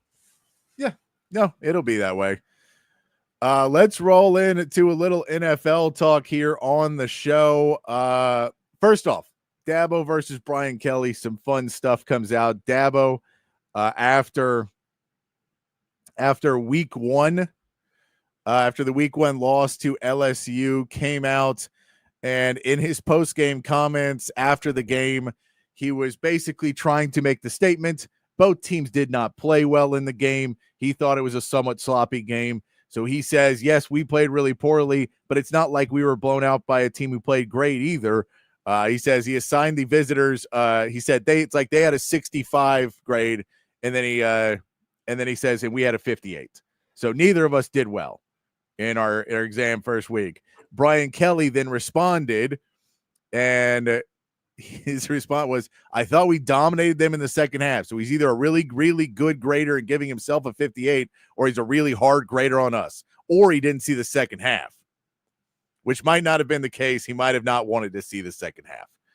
So Brian Kelly basically coming out and being like, this is the best LSU is going to play all season long, guys. Hold it out. Week one, this is it. We're not going to be better. We did everything right. I personally think this is a crazy statement from Brian Kelly. He could have come out and just said, I think we did better than a 68, and it would have been fine. But Brian Kelly really can't take it, saying, yeah, it's week one. Every game I watched was somewhat sloppy. Yeah. So I think that I might come down on a surprising side of this take, Patrick. I'm siding with Brian Kelly here. Okay. I think that, I thought LSU clearly looked like the better team in that game. They should have won it 24-10. That pass that got that passing touchdown that got taken away from the Kentucky transfer from Nussmeier, that was a touchdown. That should not have been reversed. The game was 10-3 Clemson at halftime, and LSU should have outscored them 21-0 in the second half. So I completely agree with Brian Kelly in the sense of they did dominate the second half. They did look like the much better team. I completely disagree with Dabo saying that they both played bad. LSU played bad in the first half, and then the second half they came out and they kicked the crap out of them. What I don't agree with Brian Kelly is that you played a perfect game. Like I still think that if you were to give them exam grades in this game, I think 58 for Clemson's pretty solid. I think that's a good mark there. I'd probably give LSU like an 81, maybe a 78. A high C+, low B-. But they college football. Both of those teams are college football playoff teams. LSU looked like a college football playoff contender, and it just I don't. This whole thing is hilarious to me because coaches just chirping back and forth from a couple thousand miles away from each other, or however far away it is. It's hilarious to me, but leave it to Brian Kelly to probably make it more than it is. I would say that because I think making way bigger of a deal of it than he should. And I mean, it's Brian Kelly trying to go out and tout that he finally won a game, and it's really Brian Kelly stuff that I'm like, I just don't like you coming back out and retorting. Now, if you would have been like, hey, I prefer you not to come out and give my players a grade, you can be a little bit more on that side. You'd be like, don't tell me what my players are. You worry about yours. I'll worry about mine. And because Dabo probably should have been more of the world of neither one of us played a clean game. Both of us have things to work on, but we didn't get the job done tonight, which is the same sentiment. But that's not giving a grade of 65 to a team that felt they did better about it. Yeah. So that's where I think that, it really is one of those. It's just another one of those petty things of coach moments. And I'll give Dabo more of a pass because his was in post game and Brian Kelly's was after the fact. Like he went home and thought about it and got up the next day and went, you know what? I got to go take another shot at Dabo after we won that game because I got to really show our people that we're going to really rub it in on them. And then you're like, you still got to win in the SEC, man. You got to win conference games as well. They did look really good though, but that was another fun dispute between coaches already coming back out. Let's get into it, Matt. It's we're going to start doing this every Wednesday, updating them. And so we did some tiers last week of our power rankings in the NFL as we get ready for kickoff tomorrow. Cowboys versus the Eagles on Thursday Night Football. We did our tiers. Now, some of these may change because there were some trades. There was one big trade. Let's put it that way. There was one big trade. And so we will see. We had originally, but we'll give our actual ranks now and go through. We had our tiers. We had tier 1 of the contenders, the real bona fide. These teams may win the Super Bowl. Tier 2 was teams knocking on that door, almost there. Still got a little bit to prove, but they're right next to it. Tier 3 was the teams that are young but are ready to go take that next step this season. Tier 4, you had the teams kind of right there in the middle. These are teams whose expectations are playoffs. And if they don't get to the playoffs, they would be falling off of the expectations. Tier 5 was teams outside of the playoffs, hoping in a good season that they could sneak into those playoffs. Tier 6 is teams that are just too young right now to be competing for a playoff spot. We do kind of like some of the moves they have made. And Tier 7 is just the bottom of the barrel. So 7 tiers in our piece. Tier 1, Matt, we put the Bills, Eagles, Chiefs, and Ravens is where we put these four teams up top. You still good with those being your 4 top teams? I'm not putting the Packers all the way up there yet. They can't jump all the way up there. I almost put them up there. But I'm not prepared to do it yet. I want to see them play this weekend against the Lions before I do that. But yeah, those 4 teams are probably where you're going to sit. So where do you put your number one team right now in the ranks? I have to go with Philly. They're defending Super Bowl champions. I think they got better over the offseason. And until somebody knocks them down from that spot, that they have to stay number one, in my opinion. All right. So your number two team, we're going through the power rankings. I'm fine with the Eagles being number one. They're the Super Bowl champs. They are coming back. They're going to, I feel like they're going to have a big week one as well. So it feels nice to put it at one and then be like, look how right we were after week one. So I've got that one. Now we got the Bills, Chiefs, and Ravens. I'm intended to go Bills on this one. I lean a little Bills on this. Yeah. With Josh Allen, with the stuff they put together, they always feel like they're almost there and then just can't quite get over the hump.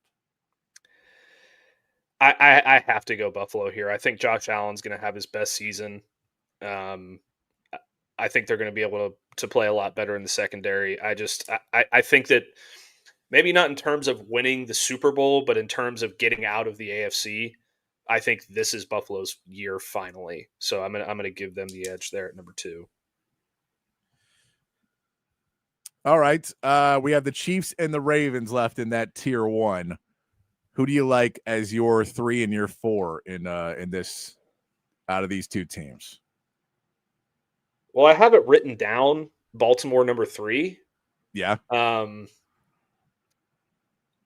But I kind of need to go KC here now that I'm thinking about it a little bit more. Simply because, and you can make this argument for them being above Buffalo as well. Neither of those teams have been able to get past them. Yeah. I do think Buffalo does it this year. I struggle to think that Baltimore will. So I guess I'm going to go KC 3 and Baltimore 4. Yeah, and the whole thing with Buffalo is you feel like it feels like it keeps being there. The Ravens, I don't know, like the Derrick Henry one, you always know he's going to be good, but is he going to be able to stay up there? The wide receiver situation in Baltimore feels perilous with Zay Flowers and Rashad Bateman and DeAndre Hopkins. And you're like, all right, the tight ends, you know, they've got Mark Andrews who's aging, but you have Isaiah Likely behind him who you like. But it just feels like there's a lot of a little bit older pieces in that offense that it feels like it could always maybe fall apart, where I think the offense for Buffalo, and now Buffalo got Gabe Davis back, so they're good to go. The wide receiver with James Cook there, it feels a little bit better. Joe Brady, the offensive coordinator, I like that offense just a little bit more. And then defensively, they're somewhat of a push. Buffalo needs to get a better pass rush this season. They need to be playing better at it, but they're really kind of there. But Kansas City just wins, and so it's hard to put them too low when they just win. Yeah, that's kind of where I'm sitting as well. So Philly number 1, Buffalo number 2, KC number 3, Baltimore number 4. There we go. All right, so that is our tier 1. Tier 2, are you moving the Packers up into your tier 2? I am. I think it's a 3-team tier now, Patrick. Yes. I guess I like. Well, yeah. I mean, I'm going to go with Green Bay number 5 here. All right, so you're having Green Bay jump above the Lions. Yeah, I have Green Bay jumping above the Lions and the Rams in this tier for sure. I'm going to go. Go ahead. I'm fine above the Rams. The Lions one is, and look, we're going to be easy because we'll get it figured out week 1. Whoever wins that game will be higher. So you get a push on that one. But yeah, I can see the argument for it. Offensively, the Lions have proven way, way more, and I get the Ben Johnson situation. I think it comes down to, is the Green Bay defense with Micah Parsons week 1 ready to be the team? They're going to be better. I mean, Aiden Hutchinson's already a better pass rusher. He's a better pass rusher than almost anybody in the league. So Aiden Hutchinson's up there now that he is bionic. We know that he's up there as one of the great players in this league. So, position for position, it's hard for me to put the Packers above them, but they could beat them this week and get above them really easy. So I'm kind of on that edge that they're around right the same spot. And it's really like I'll let you put the Packers just solely because I'm a Ben Johnson guy. Yeah, well, I mean, I get that Aiden Hutchinson's back, but we need to see him play. Yeah. Before we can say that he's still up there. Yeah, I mean, I get we want to see Micah Parsons play for 16 weeks if the back injury is real. Yeah, that's true. I just like Green Bay's team better, irregardless of Ben Johnson. I like Jordan Love better than Jared Goff. I like the offensive line better. I like the defense better. Detroit has the edge in the receiving room, probably in the running backs, but the running back one is close to me because I think Josh Jacobs is awesome. So I do too, but Jahmyr Gibbs is just miles ahead of a player because Josh Jacobs hasn't been able to put together 2 big seasons yet. Yeah, no, I mean, I hope Jahmyr Gibbs has. I picked him number 4 in my fantasy draft overall. Like, I think he's going to have a bonkers year. But I just give the edge to Jordan Love over Jared Goff, and that's kind of where the deciding factor for me. Yeah, I'll go with you. And look, this one's I don't mind as much because we get a week 1 matchup, and so we will know very quickly how these two match up. And it feels like when we're doing this next week, we can make this decision a little bit quicker. So we'll go with the Packers at 5, the Lions at 6, which puts the Rams at 7. Matt Stafford is scheduled to play week 1. He's on track to play week 1. That puts them back up in that conversation where they're going to be. It's if they weren't playing my Texans, I would be more excited to see what they can do with Davante Adams in that offense. You've heard just so many differing reports on what people think Davante Adams is going to be because he's now so much more in a lot of people's eyes used goods, right? With Davante Adams, that there's people that just are like, how do you go from being a Packer to then, demanding to get traded to the Raiders to then being upset at the Raiders, going to the Jets, that not working out, and then you and Aaron Rodgers both really not healthy for an entire season, and now you're headed over to the Rams. And you and I believe more that Davante Adams of the past will show up because it is a better run organization, that things seem to be there. Matt Stafford is a little bit more, not maybe injury-wise, but just mentally more stable, can provide something a little bit more stable for Davante Adams. He also doesn't have to be the one there. You have Puka Nacua, so you have another guy that's going to draw attention as well, so Davante Adams can get out to it. So I like this Rams team a lot. It's just a question of, can Matt Stafford stay on the field for 17 weeks? I mean, I don't think he will, but I think that he's going to play the vast majority of that 17, assuming that this back thing gets figured out, which isn't a big assumption, but they're going to be really, really good. They're going to run the football a lot. Kyron Williams is an elite running back. They've got weapons everywhere. I think Sean McVay is going to do everything in his power to keep things quick from Matthew Stafford early in the season, so he doesn't take too many hits as well. So I'm excited to see Davante Adams. I think he and Stafford are going to have an awesome connection. And they're going up against a great defense in week 1, and that Texans defense at least is going to be ready to go. We'll see what that pass rush is as well against a maybe improved offensive line. Hard to be worse offensive line than last year for the Texans. So we will see what that pass rush can do. Headed into tier 3 now. Tier 3, Commanders, Broncos, and Bucks now laying in that tier, the tier that is a lot of young talent. We expect it to be better as it goes on. But what do we think, Commanders, Broncos, and Bucks? I really want to give the edge to the Broncos here because I think they have the best defense in the NFL.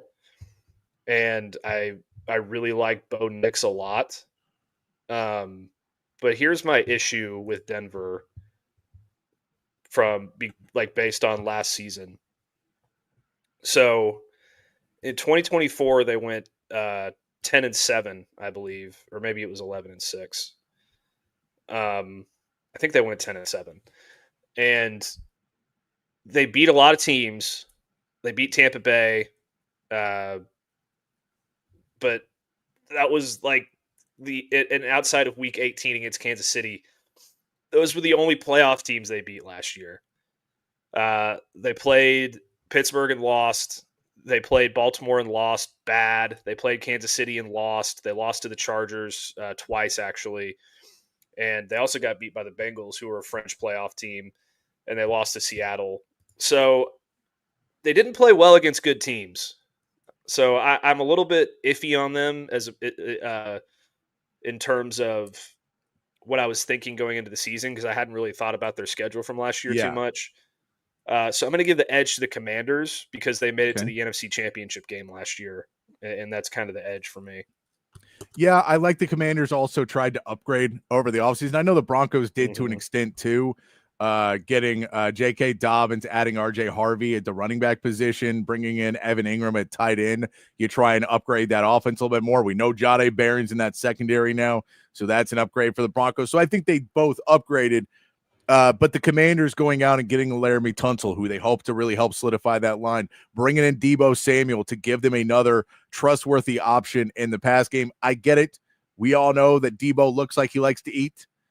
We're going to see soon enough if that Deebo still got the explosion and everything else that he's got. Terry McLaurin getting the new contract kind of seals it for me, that now you feel, okay, you've got your pieces in order, that the Commanders go ahead and take that spot at 8, and the Broncos can come in at 9. Bo Nix, too. Like, I trust in Sean Payton. I trust in all those things. If you're going to give me which quarterback I think has a better chance to have a sophomore slump, I would put it on Bo Nix. And not even be bad, but just not be as good this season, where they do have to rely on the run a little bit more. He misses a few more passes as people get a little bit more game film on him. Jaden Daniels, just the way he played last season, it didn't feel like there was a lot of stuff you could really do to change it, because he is so, he is more of that Lamar Jackson or Josh Allen type of player. And so I feel like he maybe falls a little bit more in that realm of just being above. Now, he could slump and still be better than anyone else in that class because of how unbelievably far ahead he was in year one. But I would put it there. I still don't. I'm not doing it to knock him down either. They're still number 9 in the power rankings. But that would be, if I was going to pick which one I would predict, I would go with that. And that does leave us the Bucks at 10. They just very been loose 10. It's yeah, but they're at 10. I mean, the Buccaneers have been good. We think Bucky Irving's coming back. He's going to have another good season. They do have the issue that they keep losing offensive coordinators because Baker Mayfield cannot keep an offensive coordinator to save his life. Liam Cohen is now in the Jaguars. Dave Aranda, who was the year before, is over in Carolina. They get head coaching jobs. Anytime Baker Mayfield's good, it is the easiest path to get a head coaching gig. But they still, like, that wide receiver core is unbelievable. Especially when Godwin comes back. Mike Evans has still been really good. Godwin, when he comes back, is really good. And you add Egbuka to that group as well. You just feel like Baker's going to have the targets to be able to get the ball moving. Bucky Irvin, that offense is still going to be good enough. Todd Bowles will keep the defense playing well too. So I'm fine with them being at 10, and they're in a division where they should get wins. Yeah, absolutely. I think they're going to have such a stranglehold on that division that, it's going to be really hard for them not to be a successful team this year. And Baker's been really good. When Chris Godwin comes back, I think this team, really takes a step to another level, assuming he's healthy. So yeah. I agree with you. Bucky Irving's going to have a massive year too, I think. So I'm with you. I'm with you on that. All right. Now we get to tier 4. We have 6 teams. One may drop completely out of it, may just drop to the back. We will see. We'll see. Well, maybe Matt thinks they're number 1 in this group. I don't know. I haven't talked to him yet. I'm just guessing he's not. Tier 4 is the teams that it is playoffs or you're upset at your lot at life. You want to be a playoff team or nothing, right? At this point, you expect to make the playoffs. The teams we had in there were the Chargers, the Bengals, the 49ers, the Cowboys, the Texans, and the Vikings. I think there's 2 teams that really stand out to me at the top because of their past success. They still have a lot of the same pieces. I know one of these has a quarterback you do not like. but I still think defensively and what they've been able to do deserves them to be up there because their track record over the last couple seasons. But I think the Bengals and the Vikings are probably at my top two teams in this division because of their track record, because of what they've done. I get J.J. McCarthy's there. I get you do not have much belief in J.J. McCarthy. He's throwing the ball to Justin Jefferson, though, and that really does help you out. Now, they're going to have issues early in the season with Addison suspended for PEDs. They brought in Adam Thielen to help them out over that time, so that should help them out a little bit. But I think you're going – I'm probably putting Bengals and then Vikings as my 11 and 12. The Bengals, that defense is bad, but they kept Trey Hendrickson, who led the NFL in sacks last season. They have Jamar Chase. T. Higgins is as healthy as he's been the last few years. Joe Burrow's there. Chase Brown. Like, the offense has to put them at 11, right? Yeah, I think so. I think they're going to be incredibly good offensively this year. And that's going to put them over the top in a lot of situations. Thank God I drafted Joe Burrow in fantasy because I think he's going to throw the ball 50 times a game. So, yeah, I'm fine with Cincinnati at 11. I don't have Minnesota number 12, though. It's just because you're ahead of J.J. McCarthy, though, right? Well, it's not because I have him above the other teams in this tier. I just okay. Who do you have up there? I have the Chargers because I think Justin Herbert is really, really good. They addressed their need at running back really well with Amari and Hampton. Najee Harris is going to play. He's back from the eye injury. He's back. I think Ladd McConkey is a problem for a lot of teams. They brought back Keenan Allen, which isn't a huge deal, but he's going to be a reliable, possession guy. I think Trey Harris has a chance to pop off this year. I just think that they're going to be one of these really, really sneaky good teams that, like, I cannot see a scenario where they're not in the playoffs. I can because they're in a tough division. We've already ranked two other teams in this division ahead of them. So they're the third team in this division. So that gives me a little bit why they're there. The Vikings won 14 games last season. It's a different quarterback, all of that, but they won 14 games last season. I think this is a really good defense. Yeah. Brian Flores has that defense at a really high level. I like the Chargers. I like Justin Herbert. I don't care about Justin Herbert in a Jim Harbaugh offense, though. It doesn't do anything for me. He's not elite in that offense. I don't think that meshes at all because he hasn't done anything special with Harbaugh there. So, like, as good as he is, they really want a guy to hand the ball off and kind of make just smart game manager plays. And that doesn't necessarily let Herbert be anything special. So I kind of take away a little bit of that because I like him, but he just, like, I haven't seen anything from Herbert in the last 2 seasons that make me think, oh, Herbert's an elite quarterback. I would disagree with that, but I see where you're coming from. Here's my thing with Minnesota. They did win 14 games last year. That defense is really, really good. They're going to be able to run the football. Yeah. And they won. I'm just counting here. I'm not doing math live on air. They did one. They won 1, 2, 3, 4, 5, 6, 7, 8 of those games were 1-score games. Yep. That they won. Yep. In every single game that they played last season, every single game that they played. Yeah.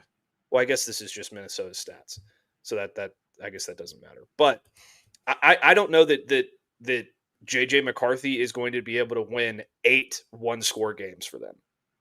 Okay. I would put that at best 50-50, and that's being kind of lofty. So right. That's my knock against Minnesota. I think that Sam Darnold was really, really good last year. He won them a lot of games with his arm in those 1-score games. I just don't think J.J. McCarthy is going to be able to do that. That being said, if we're really going to be split here, then I'm fine with Minnesota being 12 and the Chargers being 13. And then, after week 1, when Minnesota plays, who do they play? Chicago. Then we can reassess after week 1. So we can put Minnesota here for now. Yeah, and I like both teams. I don't think the gap is that far in between them. But I'll show a little bit more respect to the Minnesota defense of how really, really good they were last season and showing so many different looks that Brian Flores was able to do that. I like the Chargers too. It just feels like in that division, it's just going to be really, really tough for them. They are a playoffs or bust. Lad McConkey's going to have a really good season. I like all those pieces, but it's kind of like going that 1-for-1 again, where I'm like, you're turning Justin Herbert into a JJ McCarthy. You're turning him into that, a guy that you don't need as much. And I know they use him more than that because you have to in the NFL. But you're turning him into more of that than you're turning him into, let's go let him get loose. And I think they're going to run the ball, way more than they did last year because now they have the running backs they want to do it with. And so I think they can run the ball even more this season. They even talked about running Justin Herbert more. They were like, hell, we'll even run him. So we'll see how that offense looks the first couple of weeks. The big question for the Vikings, too, is how healthy is that offense at any points? Because if Justin Jefferson goes down, well, that changes a lot because a lot of J.J. McCarthy's flaws can be solved by having a Justin Jefferson. Yeah, no, absolutely. I just, looking at the Chargers schedule, they have Raiders, Giants, Dolphins, Colts. They do play the Vikings at one point. Then they have Titans, Steelers, Jaguars, Raiders. They play the Cowboys again. So I just, their schedule is not that bad considering the division. We will see as it goes in. We'll put Minnesota 12, LAC 13, I guess. All right, 14. Where are you looking at 14? I think it has to be San Francisco. Yeah, I mean, they're coming back after a year where they have been consistently in there. They've lost a lot of pieces on that defensive line. I think that's really kind of where you're looking at them and wondering what they're going to be able to do. The wide receiver injury problem is there as well. Brandon Ayuk, you're hoping to get back mid-season, maybe a little bit earlier, but it's an ACL tear over the offseason, so you don't know where he's going to be coming in. Juwan Jennings is good, but, he wanted more money. Is he going to be the guy? There's just a lot of questions around it. You have George Kittle. If Christian McCaffrey's healthy, and he can be the old Christian McCaffrey, this team is probably above 14. Yeah. But because of all the question marks that are dancing around Kyle Shanahan right now, I think 14 is a nice place for them to sit until they can prove that they're ready to go out there and play some football. Yeah, I agree. My big thing with San Francisco just hinges on Christian McCaffrey more than anything else. If he stays healthy, they're going to be a top 10 team in the NFL, in my opinion. So that's really where it hinges for them. All right, so 15. Are you putting up? Are we going Texans or Cowboys here? Oh, it's Houston. 100% it's Houston. Yeah, I mean, a Houston team that really, if Joe Mixon's healthy and the offensive line is, half of an offensive line, they didn't have that last year, then this team could be a top 10 team because that defense is going to be elite this season. But they really, really have to figure out that offensive line and run game. And if you're missing just a complete part of complementary football, like it's completely gone, you can't protect the quarterback, you can't run the football, it's hard to put them above a middle of the pack team just because you can't do anything. It doesn't matter how good your quarterback is, doesn't matter how good your wide receivers are. You have to have complementary football to really be able to succeed. So that the glaring hole right now there that we don't know about. And the offensive line, everything I've heard is that Ursary looks really good. But that also, they're not saying the offensive line looks great. They're saying Ursary looks really good. That Ursary and Howard on that right side of the line seems to be working well enough. You got to be able to protect that left side of the line as well. They're going to get some penalties. There's going to be some issues. But then if Joe Mixon's not playing, what are you able to do? Again, a first-time play caller for the Texans coming in. There's a lot of question marks about this team as well. But I think 15 puts them right about where they are because, again, you're talking about a defense that could be top 3 in the NFL as we'll see what goes on for the rest of the season. But offensively, they just got to get something going. Yeah, there's that 8-8 meme with the Cowboys, how they're 8-8 every year. I think you're kind of sitting with the Texans, the 10-7 meme. I think that they're good enough to win 10 games, but they're not good enough to go any further than that. So that really puts you middle of the pack for me. 15 seems kind of like the perfect spot. the Joe Mixon thing is very concerning to me. Anytime a running back has a foot issue, it's very concerning. So But concerning. I think they're good enough everywhere else and they're in a division where they're going to be able to win a lot of games. So that's going to kind of even that out in terms of overall record. All right. We're at the end of tier 4. Do the Cowboys fall completely out of tier 4 or into tier 5? Or are they just taking up the rear of tier 4 for you? I can go either way on this. They're tier 5. They're officially jumped out of tier 4. We get our first 4 tiers, are the first 15 teams in the power rankings here on Open Gym. Starting off our first power rankings, we'll be able to go a little bit quicker following in the next few weeks. All right, so that now puts us with the Cowboys, the Steelers, the Seahawks, the Cardinals, the Bears, the Dolphins, the Jets, the Jags, and the Falcons as your tier 5 teams. What are you looking at here, Matt, to start off your tier 5? I really want to go Chicago here, but I'm not going to do it. Okay. Just because I need to see the regular season for them before I put them too high. So I'm kind of deciding between Arizona and Pittsburgh. Okay. I tend to lean Arizona because I think Kyler Murray's better than Aaron Rodgers at this point. And I think he's got better overall complementary pieces around him than Aaron Rodgers does. So I'm going to go with Arizona at 16, I think. Yeah, I mean, I like a lot of the things they did this offseason. I thought they pretty quietly got better over the offseason.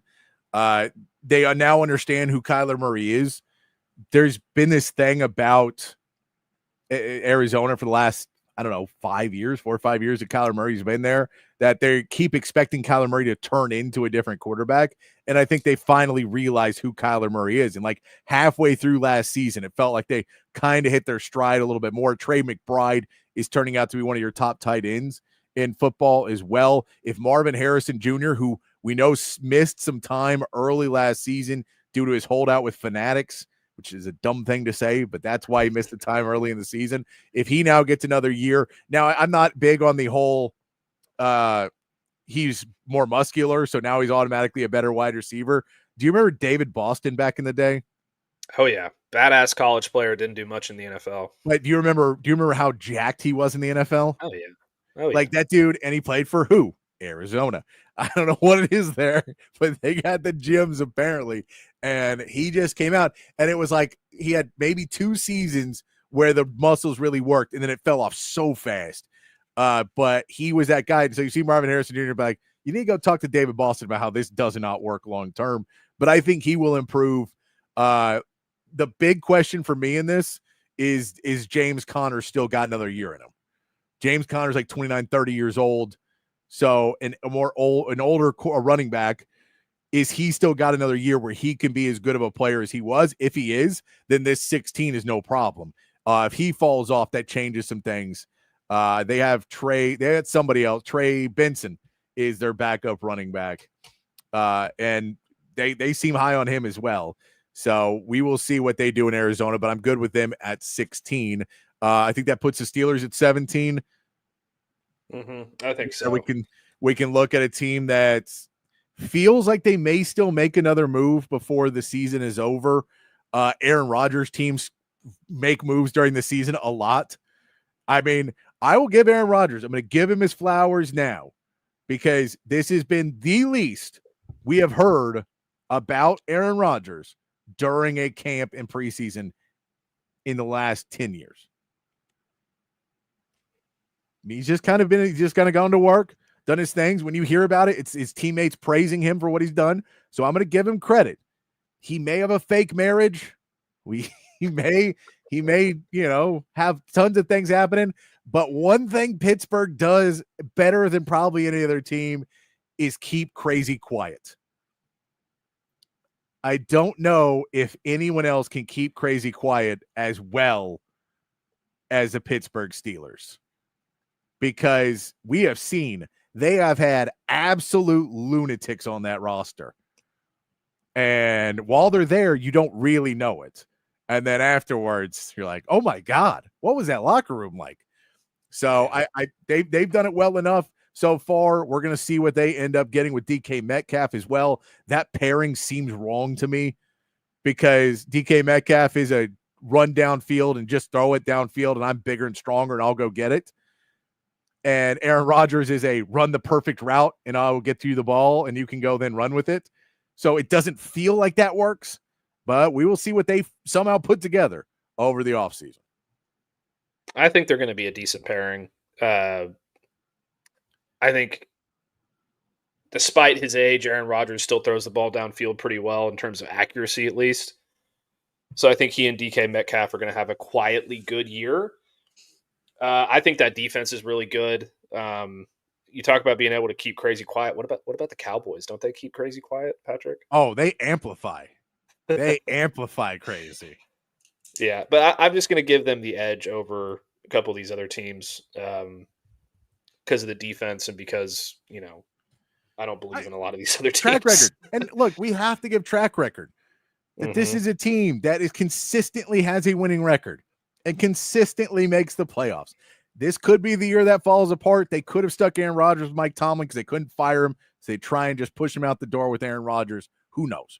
But we can say track record wise, we have to look at it and give credit to Mike Tomlin because he has been consistently in this position. All right, number 18. A few teams here that you could go with. The Bears have an interesting look as they go into this season. Some people think high of them, some people much lower. I think the Seahawks. Oh, we already put the Seahawks up here, right? Where are our Seahawks? Did I delete them? They are in this tier, but they're in this tier. I deleted them off of my list for some reason or another. To type to make it, I was like, I know that was a team that I put in there. The Seahawks are somebody that I think is an interesting one with Sam Darnold and Cooper Kupp. The defense is kind of being rebuilt. Mike McDonald's been a decent, like they don't seem like they're going to be bad. I don't think they're good yet, but they don't seem like they're bad. So they're in that conversation of, are they better than these teams that maybe fall off? The Falcons, they've got the pass rush. They feel good with Bijan and Drake London and Michael Penix. They don't even need to play him. We know he's going to be good. Where are you going next here at 18? Again, I really want to go Chicago, but we're taking track record into account, and until they kind of get over the hump and play consistent football, I kind of have to give the edge to Seattle here.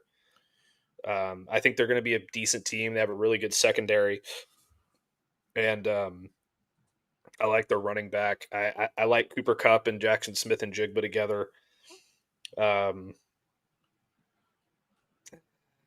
Yeah, Seattle. Yeah, it's an interesting team. It's a team that you go, well, they had Geno Smith and we're doing okay. And you replace Geno Smith and DK Metcalf with Sam Darnold and Cooper Kupp. It feels like it changed less than it did. And the Cooper Kupp falls into a thing. A buddy of mine told me this, and I like the way he put it. He goes, there's always a huge red flag for me for guys who teams love, like they love the player, they love the person, and they still won't offer him a contract. And that is Cooper Kupp. Yeah. The Rams absolutely love him, but they were like, see ya. So that does worry me a little bit to have somebody do that. But I want to see it, and we're not putting them up in the top 15. So they're in the bottom half of the league, so they can fit right there. All right, at 19, are you going Bears yet? Or are you Bears better than your Cowboys? The Cowboys get in there, the Falcons, the Jags, Dolphins. Where do you like at 19? I think I'm going to go Dolphins. Dolphins there. Maybe the team with the most chance for implosion. The biggest chance to completely implode halfway through this season. Like, this is a team that if you told me week 7, they trade away like 6 players and fire Mike McDaniel and don't win another game, it wouldn't wildly surprise me. Just because, like, or if you told me they make the playoffs, both those scenarios I could fully see happening. It's probably somewhere in the middle, but they're just like, there's, that Tyreek Hill's not a captain because he did the whole comment that he basically wanted to be traded and then realized that no one was going to trade him and pay him his money. that I think he talked to his agent, and they're like, there's no one who wants to pay you anything close to that. You had a awful last season. You went from being a top wide receiver to some people think not even a top 25 guy. So some people still think you're a top 5, something you're not even in the top 25, but no one wants to pay you that contract. So he's got to do, they got to figure out what they're going to do with Tyreek Hill. Tua, if he can stay on the field, they got a shot. And maybe it's Quinn Ewers. Maybe just comes in this season, wins it out, wins a Super Bowl. Well, if Quinn Ewers was the starting quarterback, this would be a 17-0 team. Yeah, I think that Miami is the biggest boomer bust team in the NFL this year. I think that they have every opportunity to finish second in that division, and there's also a scenario where they finish last in the division. So, assuming they stay healthy, which is a big if, with Tua and Achane and Tyreek Hill and Jalen Waddle and all those guys, I think they're a top 20 team. So I'm going to put them at 19. All right. Your 20th team. Do the Cowboys fall so far that they are out of the top 20? Still with the good offense. The offense hasn't changed. We know what they have at the offense. They get the George Pickens trade that everybody was excited about. That still exists. Defensively, they pick up a former Pro Bowler in Kenny Clark. I don't know if you heard about that. They pick him up. So that run defense is getting fortified. You get that? You get the Bears adding Ben Johnson, Caleb Williams. A lot of young talent on that roster. Is it going to be able to turn it around in year one? The Jaguars are expecting to do something in that AFC South with Liam Cohen, getting Travis Hunter in there. The Falcons we've talked about as well. A lot of talent on that Falcons team as well. The Bears. He's going with the Bears there. Like the Bears are a team that I think once we get past like 16, 17, you could put him there or you could put him at 26 and it wouldn't bother me any place because it's like they have to prove themselves first. 20 though is a good space for the Bears. With Ben Johnson coming in, I am a big Ben Johnson believer. I think, it's going to be the question of can Caleb Williams become a guy who understands what he's doing on the field at the level that Ben Johnson helped Jared Goff get to, and kind of build that offense around what his strengths are. If he can build that offense, then look for big things out of the Bears. Yeah, I'm doing this solely on the Ben Johnson factor.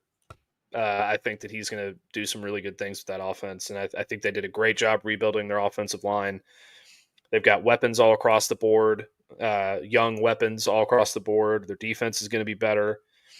So, yeah, give me Chicago all day long. All right, now 21.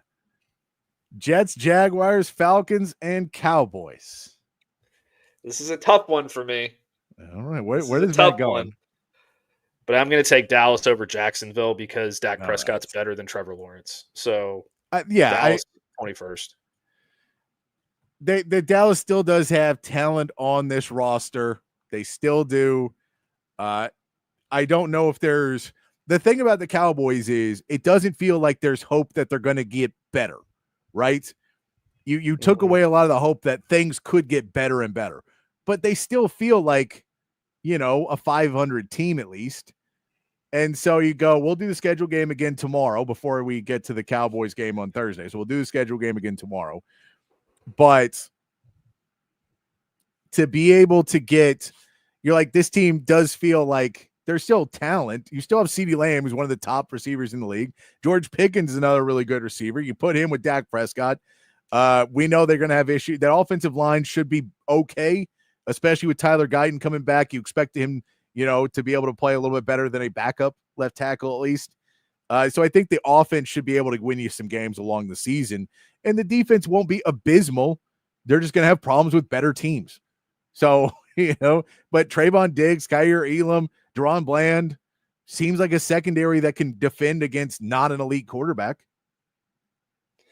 Yeah, I think the secondary, it sounds like Trayvon Diggs is going to play this week. So I want to see how he looks. Yeah. If he's healthy, then I like the secondary well enough to be fine. I like the defensive line well enough to stop the run with Kenny Clark.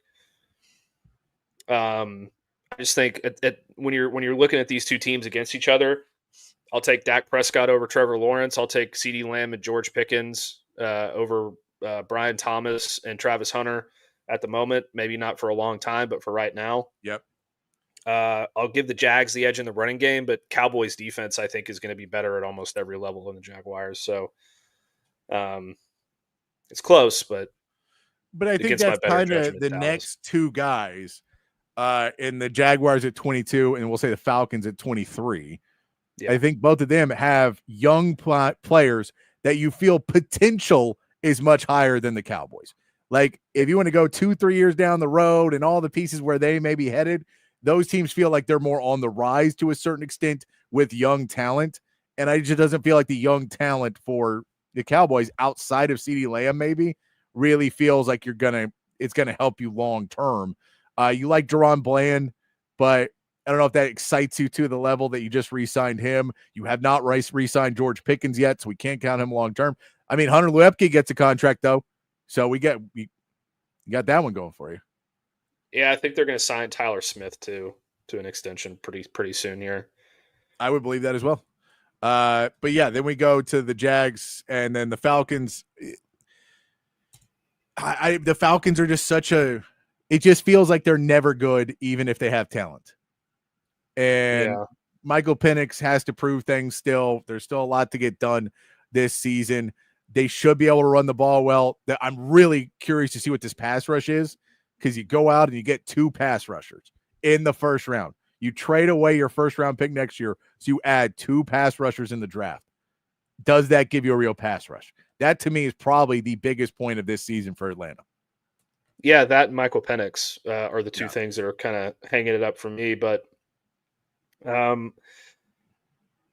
I just like what they have better than the Jets do, so that's why I'm giving them the edge. I think Bijan is kind of the difference maker there, because everywhere else on that roster, I think it's pretty similar. Garrett Wilson, Drake London are pretty similar. I don't really like either of these offensive lines. I don't really have any expectations for either quarterback until they prove it for me. So Bijan kind of puts them over the edge for me.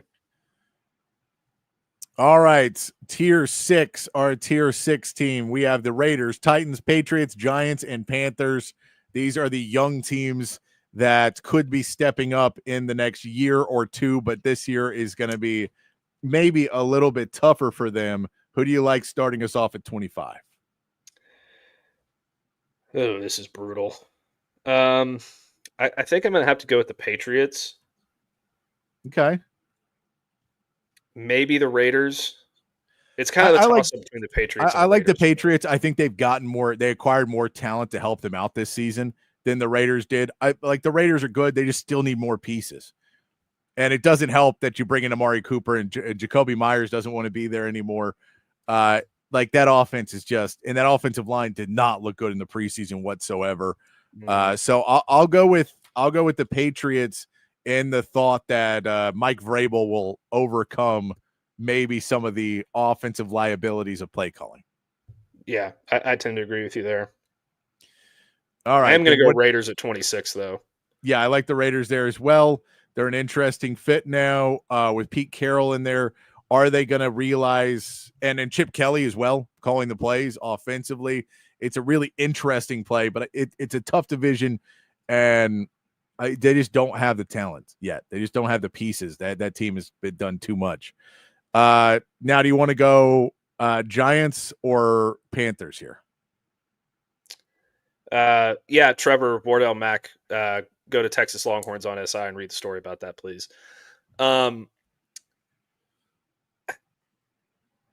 I'd put the Titans above the Giants, so I'm going to go Panthers. Okay. All right. Not even Jackson Dart's going to get that? Well, he's not going to start for the first few games. Oh, he's starting week. He's starting second half. Starting second half of week 1. Everybody wants Jackson Dart. So you want to go Panthers, Titans. Well, I don't necessarily want to go Titans over Giants.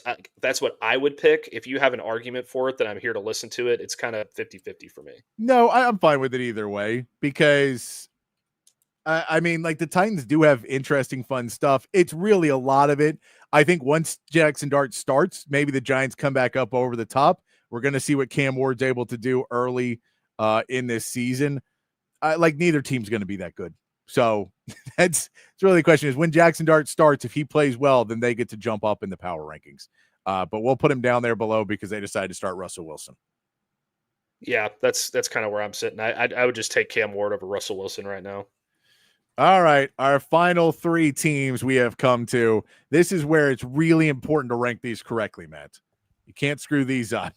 Pick 31, 30, 31, and 32.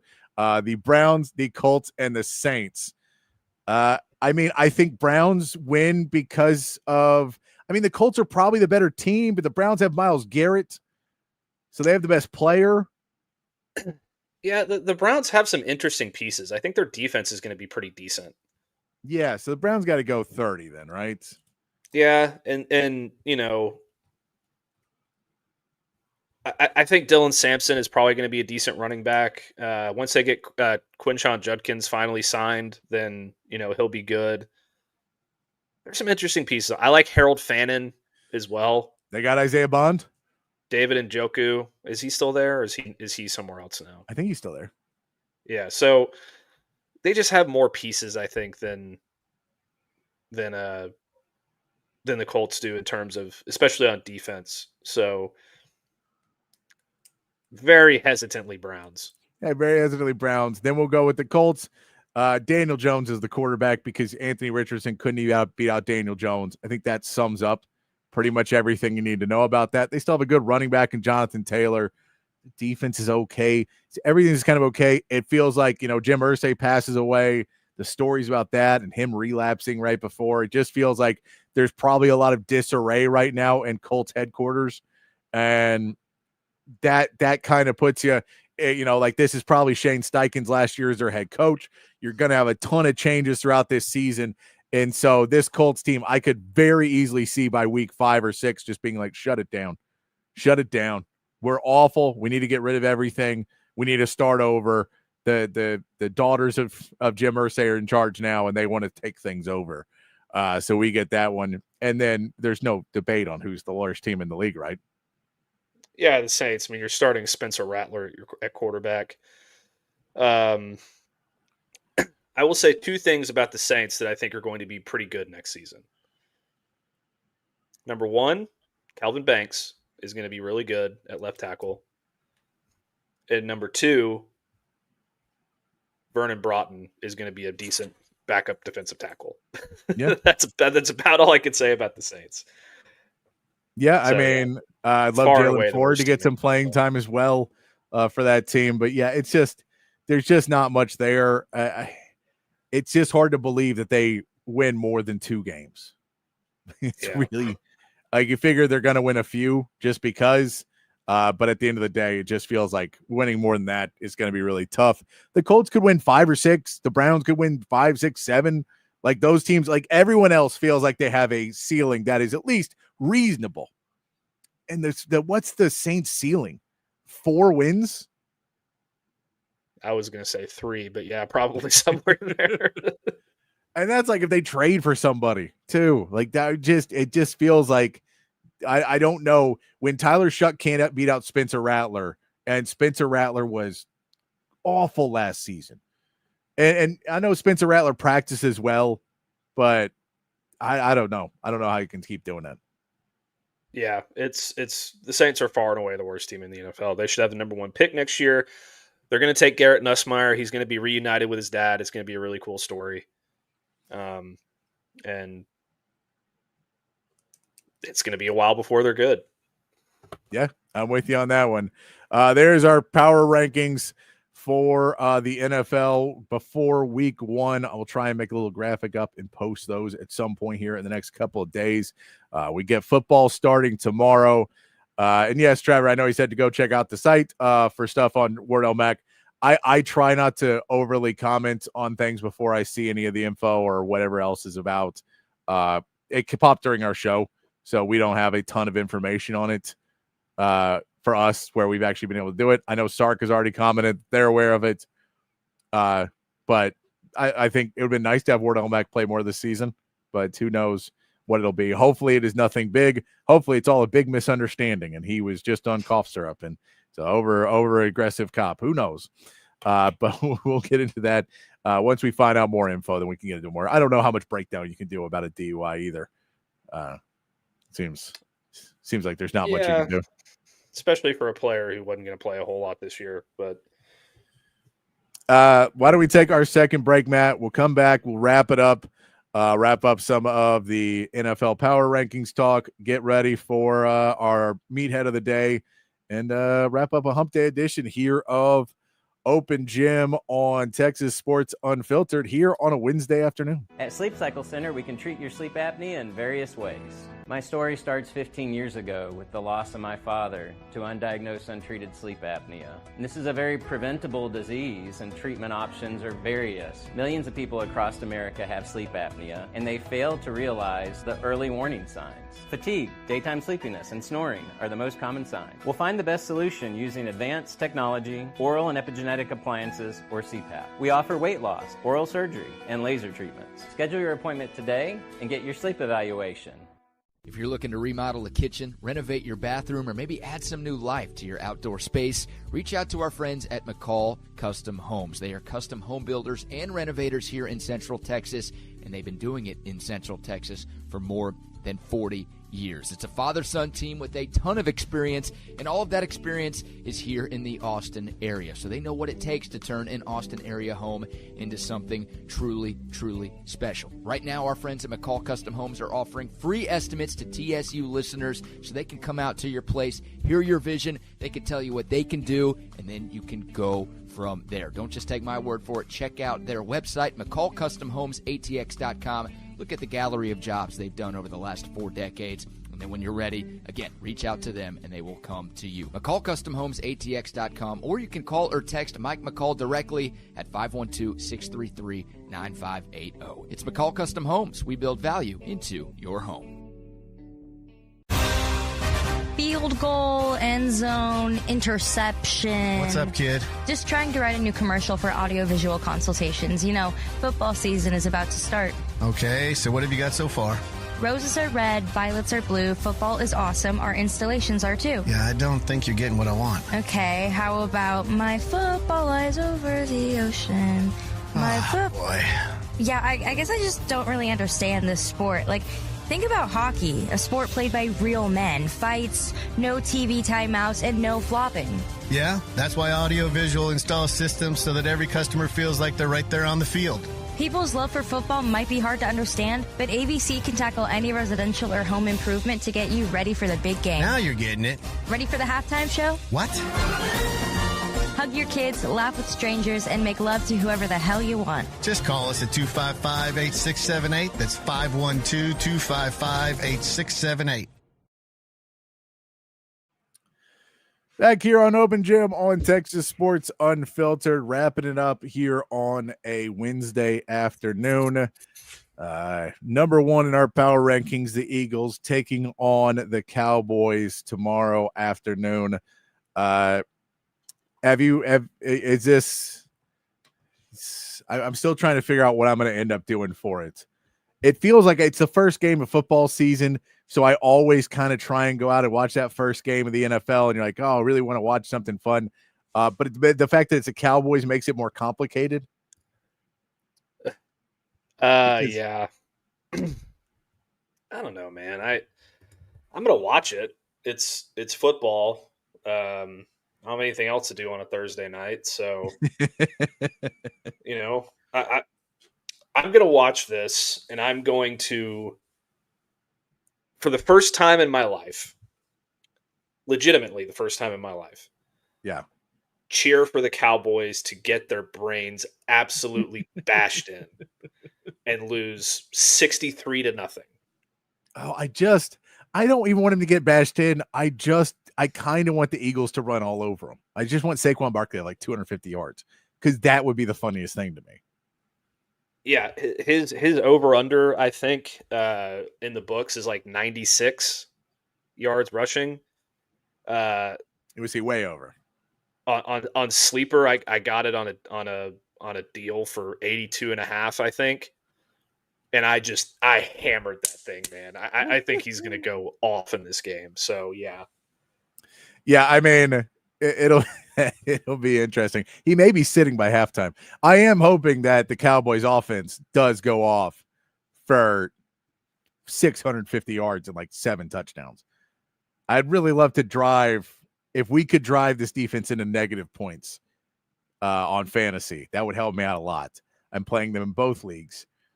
So it would help me out a lot if we could drive both of those in. But for your enjoyment tomorrow, you don't want to get caught up like apparently Jason and Travis Kelce got caught up at the Nebraska Cincinnati game that was at Arrowhead. Here's Jason saying of what he found out like in the third quarter.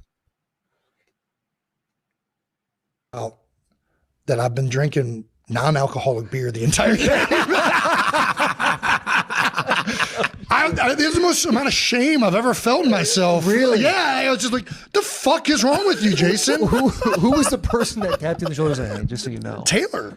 Oh, no shit. Because she said Travis had just been doing the same thing, and he's ashamed. I'm like, time out, Travis, there's non-alcoholic beer here? We had both been drinking these Budweiser Zeros. Thinking they were just some like 0-calorie Budweiser. Not thinking it was Making zero. the right choice. Yeah. I'm just like, I just wasted 3/4 of my life. I just say, what the fuck just happened? So funny. I was so ashamed. Anyways, so there's Jason Kelce telling the Bussin' with the Boys guys that during the game, what they thought they were drinking. Now, I don't know. They clearly have a Budweiser sponsorship, so they deleted the other one. But whatever zero it was, drink, they thought meant 0 calories, which is crazy to think that exists. But they thought it was 0 calories. So health-wise, they were going for it. And then apparently in the third quarter, Taylor Swift looks at Travis and goes, "Oh, I'm glad you're drinking non-alcoholic beer." So then he goes, "Huh?"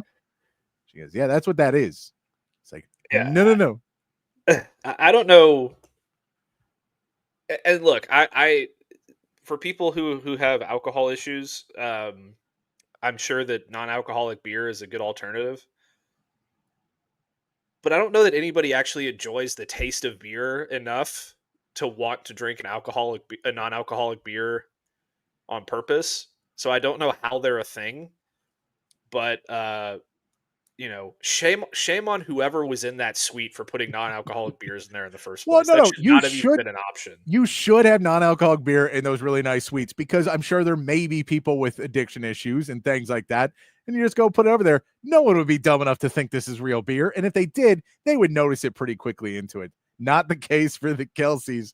I do know, because I'm much more forgiving. I have many friends now who are sober because, we all drank a lot back in the day. And some people did worse things on it than I did. And so I've been able to manage my drinking much easier. But for a lot of people, they had to get sober. And so there would be parties where someone would bring a 6-pack of whatever. And back in the day, it was pretty much always O'Doul's. Now there's a lot more options for it. But they would bring it just so they could not, so they could be at the party drinking a beer. And then mentally in their head, they wouldn't be craving a beer as much, right? Which I get. And then you would see somebody would roll out of the kitchen and just be like, "Who the hell brought this?" And you're like, "I don't know. I'm going to guess the recovering alcoholic." You're like, oh, yeah. And you're like, "Yeah, dude, that's not, I don't know what the joke you were expecting to pop out of this was, but maybe don't come out and be like, anybody else an alcoholic?" And they figured it out already. I haven't figured it out. Yeah. I mean, I understand their place and why they're important. If you know that you're in a suite with guys like especially Jason Kelce, who's going to hammer 36 beers by halftime, maybe just have more Altstats in there. I remember doing a fantasy football draft, and this is years and years ago. And some, it was some beer that was built all on lower calorie. And so, of course, all these guys had to be drinking the lower calorie beer. And I stuck to my beer of choice. And they're just drinking tubs of it. And just, another bucket. And And then at the end, they realized it was like 2.5% alcohol or something. And their bill's like $200. And they're not that drunk. And I'm like, I had like 7 and I feel like I'm right where I want to be. I feel good after this draft, hanging out. And it was just, you're like, guys, I get you're trying to lose the weight or keep the weight off or whatever else. If you want to go enjoy beer, enjoy beer. You don't have to try and find the most healthy or whatever else. If you're doing health conscious, drink vodka. It's what we all do if we're trying to be more healthy. We just drink vodka, and it makes it way easier. Yeah, I mean, I don't know how much these low calorie beers are, but if they're like, 80 calories and you have to drink 20 of them, then you're like, okay, that's still like 1,600 calories. Exactly. Whereas if I have a Coors Light and it's 95 calories, 99 calories, and I have 7 of them, then I'm in much better shape than you calorie wise anyway. So, all right. Well, that's your warning, everybody. I'm going to go have some alcoholic beers and enjoy my Wednesday afternoon. I hope you all enjoy your Wednesday afternoons. We'll be back tomorrow to keep breaking down this Texas versus San Jose State barn burner that's going to be happening on Saturday. But until then, be kind, be safe, keep your underwear clean, and we'll see you right back here tomorrow for more.